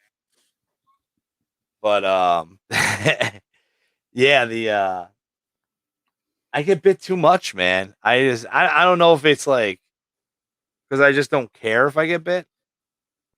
So it's not like I treat every snake evenly. I don't be like, oh, this one's. I have one snake that I treat different because she's a bitch.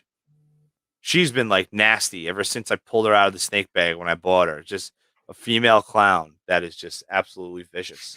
But other than that, like, it's like random. It's always when you're feeding, right? mm-hmm. It's always like it's either when I drop the rat in and then I'm backing my hand up and then I get caught, or when I'm opening up a tub to look for rodents. It's just part of the game, I guess, But I've never had a ball python constrict. I've only had one snake constrict on me. And that was a berm. Yeah. Oh, it was horrible. Working at a pet store, I was like 18 years old, standing on a step stool, and I'm like reaching in to grab this 12-foot female albino berm.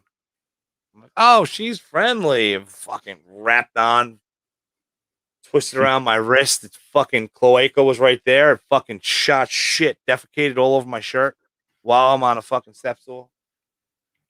I missed the sale. They did not want to buy that snake after. And I went home pissed off, covered in snake shit and piss. Yeah, that's why I don't want berms, even though they're illegal in New York. I'm like, certain snakes shit on you. I didn't realize like my hognose shits on me too.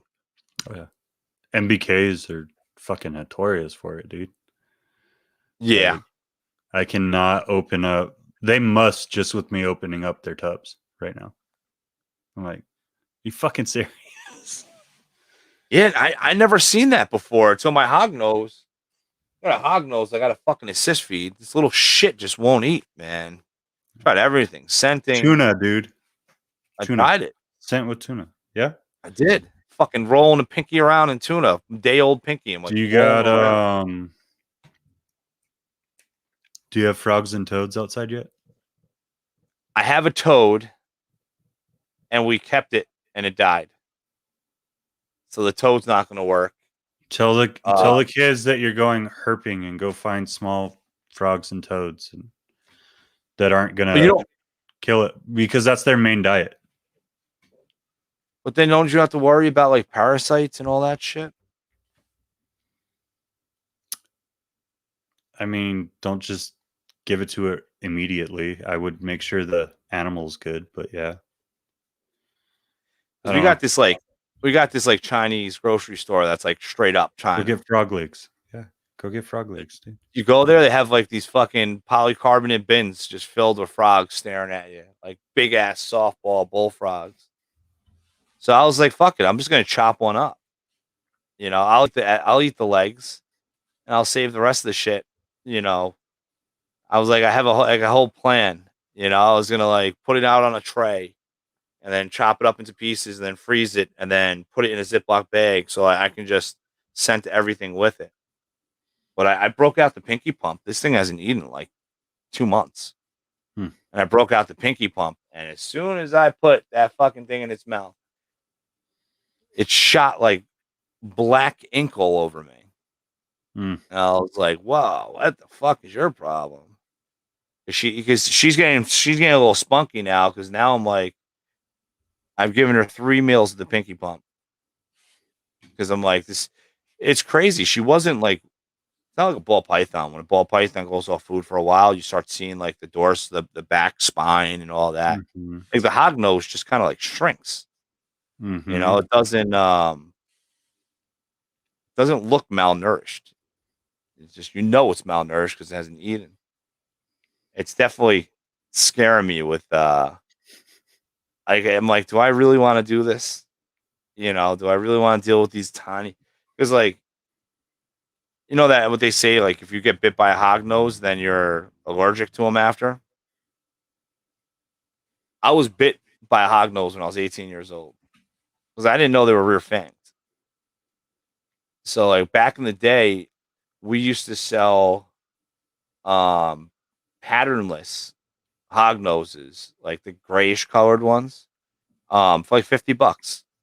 And we would sell one and then bring in another one. And we always kept one in stock. And me being a salesman trying to sell it, I didn't know they were rear fangs. So this fucking hog nose is trying to eat like the meat of my thumb. And I'm laughing. I'm like, look at this fucking thing trying to eat the meat of my thumb. It's like really trying to dig in. And I got the fucking flu. I had an allergic Mm. reaction from it. It's like I had the flu for a fucking quick 24 hours, 100 plus fever, no energy, body aches. So I was a little nervous about getting into these hog noses. And now when I'm like assist feeding this fucking thing, I'm like so nervous because I don't know if I'm, because they say once you get bit once, some people have an enzyme that's in their saliva Mm-hmm. will stay in your bloodline, stay in your system, and you'll be allergic to it. But they're fucking cute, man. Them hog noses are awesome, dude. Right. Like my goal is to collect females and then eventually get a super conda xanthic albino male. Okay. But at the You same trying to time, I look. create it's a snow, right? Yeah, I think Essentially. that's what it's called, the snow. So I would buy a male snow, and I'm like collecting females right now. I got one so far, so now I'm like, all right, now I got to find a conda albino, because then if I get the super, then I can produce super conda snows. But I'm like, do I really want to go down there? I do a lot of expos. I get nervous with that. Like with the expos, I treat my animals really well. Like I treat them for fucking mites because I don't. I made that mistake of not treating a snake when I first got into the hobby, and it was not first. It was like my second year, and it was a nightmare. I had 50 snakes, and it was breeding season, so I didn't know the snake had mites. I'm putting it with females in another rack, and then now that rack is contaminated, and so now forget it. I keep the reptile spray, the reptile relief, and I keep a bottle with me. And as soon as that expo ends, I fucking spray down my snakes so that I know by the time the car rides home, if there is a mite that hitchhiked anywhere, it's dead. Right. But hog noses, you can't do that. Like I heard that if you don't even want to use reptile relief in the same room as a hog nose, I don't know about that. they kill the clubrids. But we'll see. I mean, now we got the blood pythons, and then the blood python I got, That's the gonna be a guy fun Patrick, experiment, man. that motherfucker is vicious. The male Gomez told me, "Oh, just roll him, fucking rolling the snake, right? If the snake is just like focusing on biting me, and I roll him, and he does like a spider wobble, and then just like targets me. Yep. Like I finally got pictures. It shed, and I took pictures of it, and it was like the worst fucking photo shoot. This thing's trying to kill me. It's pissed off. I got the fucking lights all over the place, the background for it to be on. I'm like, all right, I got one picture of the snake. I won't get any more pictures of it anymore. Fucking vicious.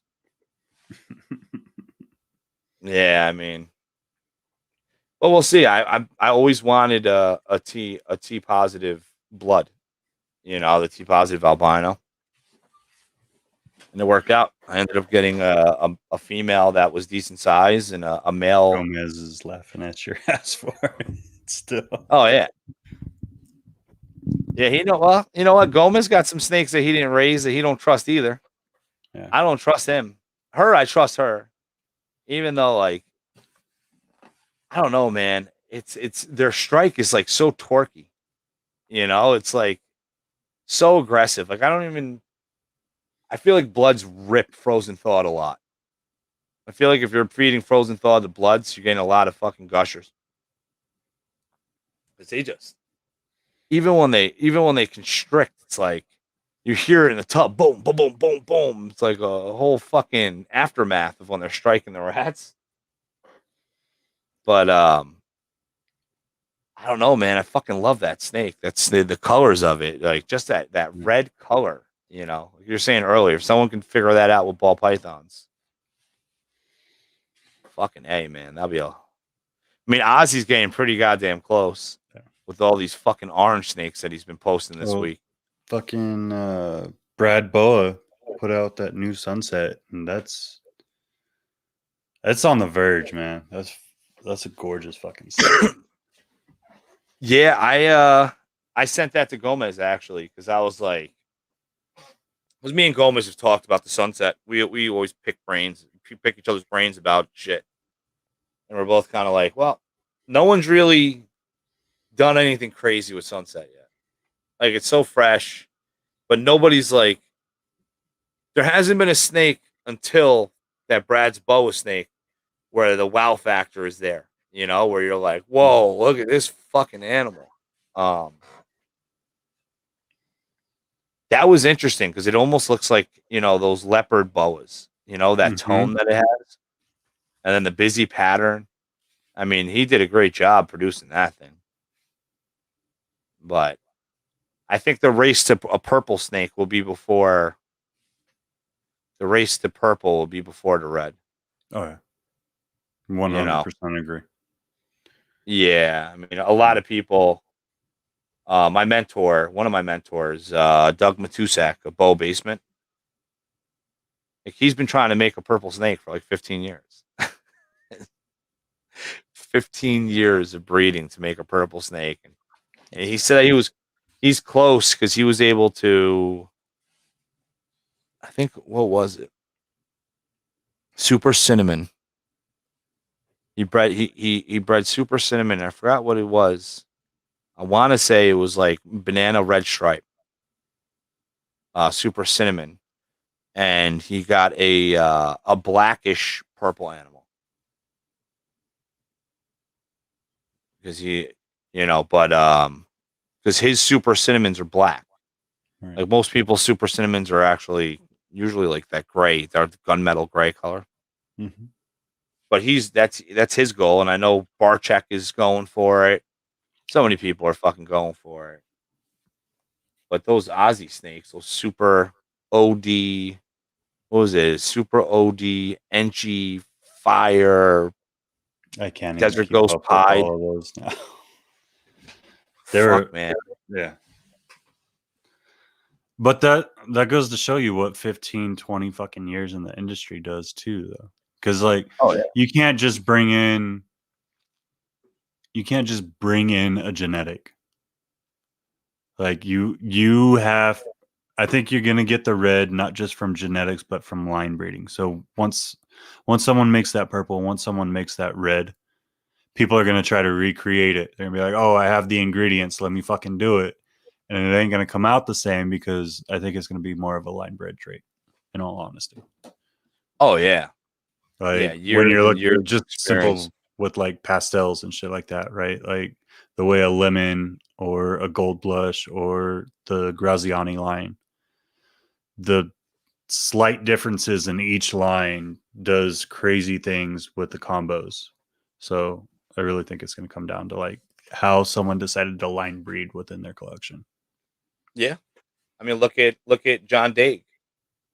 John Daig, He's got some badass Xanthics, and that's all from years and years and years of saying, I like this trait. Let me isolate it and mix it with this and back and forth. And, Mhm. I mean, the way I like to say it, like, I don't like bringing in too many different morphs, even though I do a lot, but I try to avoid it because I want to exhaust what I have before I jump into Mhm. other shit. Because, look at JKR. Spot noses were selling for $60. No one fucking wanted them. No one gave a shit about spot nose. Red stripe, same shit. But look what happens. You fucking look at the Pompeii. Changed everything. Spot nose skyrocketed. Now you're looking at Batmans. Everyone's making Batman this, Batman that, Batman this. Um, I hope I make one eventually. I have it lined up, but I'm not gonna go out of my way to make a Batman. You Right. know, there's just too many people that are working with it. Seems like everybody's. That's like, I don't know. Batman's like, oh, I can't make a Pompeii. I'll make a Batman. Right? 3 gene animal. Right. But I have a what is it? A Superfly leopard het clown female. 2020. So I'm hoping that but I don't want to jinx it, but I got a lot of clutches coming for this clown hypo project. So I would breed I would hope that I can have a spot nose clown, spot nose hypo clown male that I can breed to that and then go that route with the Batman. Um like I said, I'm not gonna go out of my way just to make the Batman. You know, I think the market's gonna be a little flooded with it anyway, eventually. Oh yeah. And I'll be able to get a higher gene animal for a less price. And then if I go that route, other than growing it homegrown, there'll be more options. Definitely. Definitely. But we just hit the 3 hour mark, man. That was a Yeah, fast dude. 3 hours, We're fucking dude. going. Hell yeah, man. It's nice to have you one on one on a live stream because we've always been in groups. You jumped in on the madness live streams. Yeah. They're I can't talk in those, man. Like I feel like as soon as we get onto a subject and I'm ready to input, by the time I feel like I'm not interrupting someone, we're on like 3 fucking discussions down. Oh yeah, and it's a bunch It's of like crazy. ADD guys, so like we're fucking everywhere in the conversations. Yeah, they're chaotic, but they're for a good cause and they're fun. You know. Absolutely. Um, It was a pleasure to even be thought of to be a part of those. So, well, with you being a vet and all, um, you definitely got to be a part of the next one. tell you. Um, I have a friend of mine. He's like, I was buying corals off this guy 20 plus years ago. He goes by Richie Fish, A&R Geckos. He's like one of the big gecko breeders. His friend son, unfortunately got very badly injured by an IED, and his quality of life is shattered. Between surgeries and just so much shit going on. So Richie wants to do a fundraiser and asked me to host it. Oh yeah. So we're gonna do something. I don't want to do it too close, so I'm pushing to do it. Um, probably like after the 4th of July. That Um,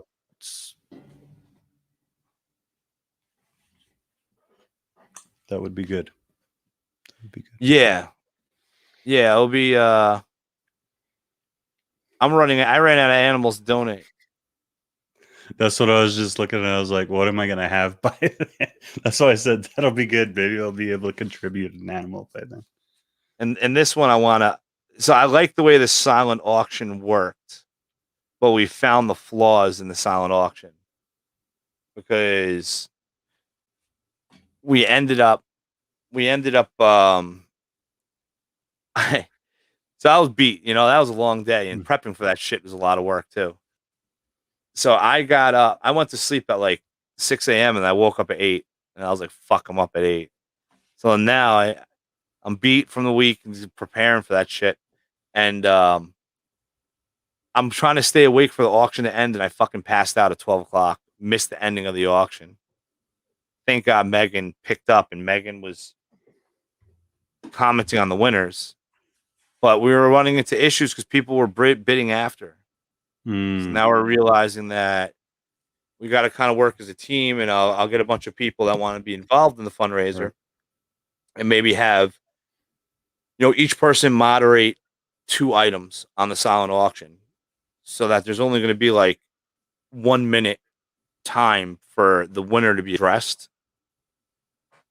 But I think after that shit show of the same people winning with that wheel, I think I want to try to do something with more higher end animals and try to get higher end animals for the donations, and kind of be selective and not,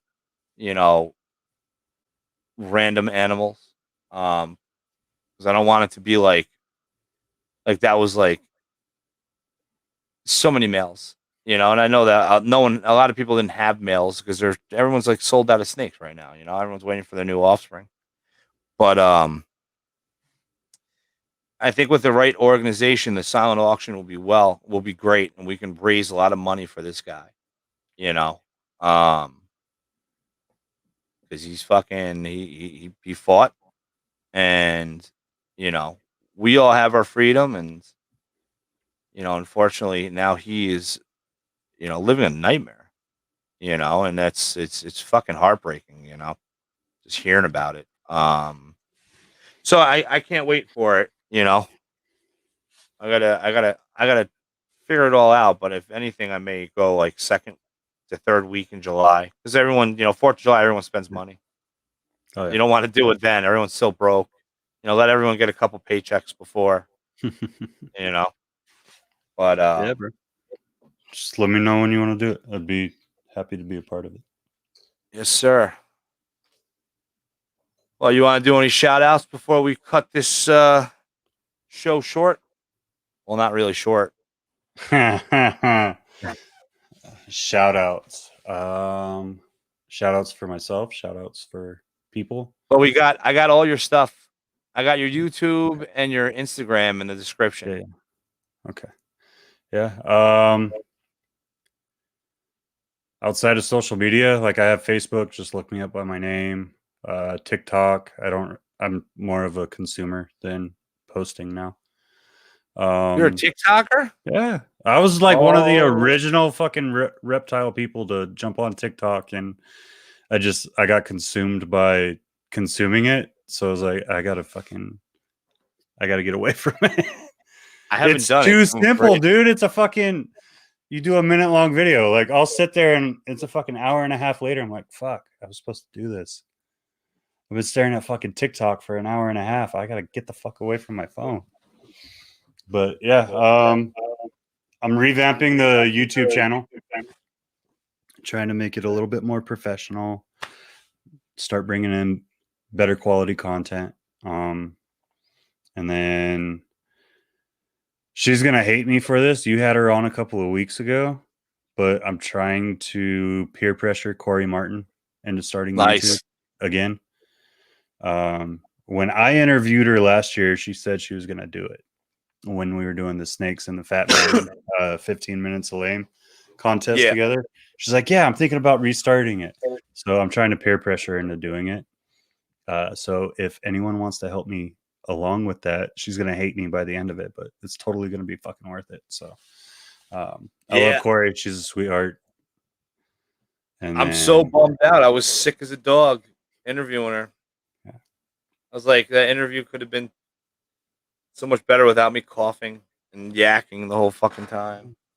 Dude, when I had COVID when I interviewed her, like you saw me, like the sweat was just pouring down me I went through like 6 bottles of water in an hour and a half. And I Oh my couldn't keep God. it in me, and you kept seeing like color come to my face, and then me go straight pale when I was going in and out of fevers. And I turned it off, and I told her, "I was like, I love you. I'm going to bed right now. Like, thanks for letting me do this. Thanks for being on. I'm going to bed." Yeah, she's a really awesome person and very talented and knowledgeable, and But her Precious has been like a huge support for me lately. When I'm kind of feeling in a funk, she throws a little support my way and pushes me to do more. That's actually why I'm pushing my IG as much as I have been the past couple of days. I'm trying to get better about that. Um, Ryan Hayes from 31 South, really good dude. Nava, like it's just a family, man. Like I love everybody. I enjoy just intermingling throughout the entire community, but it's obviously a we great all have our community. small groups. Oh yeah, I mean it's always gonna be clicky. Mhm. It's kind of like school. Wait till your kids are in school, and you'll see. You hang This out with year, the same man, parents. I'm signing up my first kid for school this year because he hit the or he missed the age cutoff last year by like 15 days. Better So I had to off. wait You're an extra year. Yeah, better off them being older than younger. Because Junior hit the age cutoff, and Junior is like the youngest one of everybody in his grade. So he's developing slower because he's younger. And then with ADHD, he struggles. So I wish we would have held him back. I pushed him in. We had the option to hold him back because he's an October baby, and that was a big regret in my hands because he already made his friends. He already's established. He's gone through multiple years, and if we would have held him back, he would be in a better situation. it happens, But man. cool, Live man. and learn. That's the way it is with being an adult. Oh yeah, that adult thing that I am sometimes. Well, I look forward to seeing what you do. You know, Oh, yeah. keep up the good work, Appreciate it. and thanks for hanging out for 3.5 hours, almost 3.5 No, for hours. sure, for sure. It was a fun time, man. It was nice to talk about stuff besides just reptiles. Not that that's not like one of my passions or anything, but it's nice to jump all over. I guess it fits my fucking mindset a little bit more. Yeah, It's hard to stay focused on one topic for too long. yeah, and I mean, there's only so much talking you can do about snakes sometimes. I like talking about those other categories because it shows that we're all human beings, just like everyone else. Exactly. Yeah, it was fun, man. Definitely fun. I need to save up some money. I'll go to Texas. We'll go hog hunting. Oh yeah, let's do it. Once you're ready to play with venomous, I'll take you into the mountains. We'll go I'm searching for ready. rattlesnakes. I really like. I want to, Hell yeah. but you know, I just don't have that opportunity. I'm fucking flipping logs. I'm flipping boards. I'm in upstate New York. They're like unicorns, man. It's not that easy to fucking find them. So I'm looking. We're gonna go looking for frogs and and toads, hopefully next weekend. Nice. And there's a nice stream that hopefully I could flip logs and shit like that and try to find some aminals. My first venomous hand on hand experience. All right, brother. Well, I Yeah, bro. appreciate it. You Hell have yeah. a great Thank night, you. You too. and I will catch you later, brother. Later. Peace.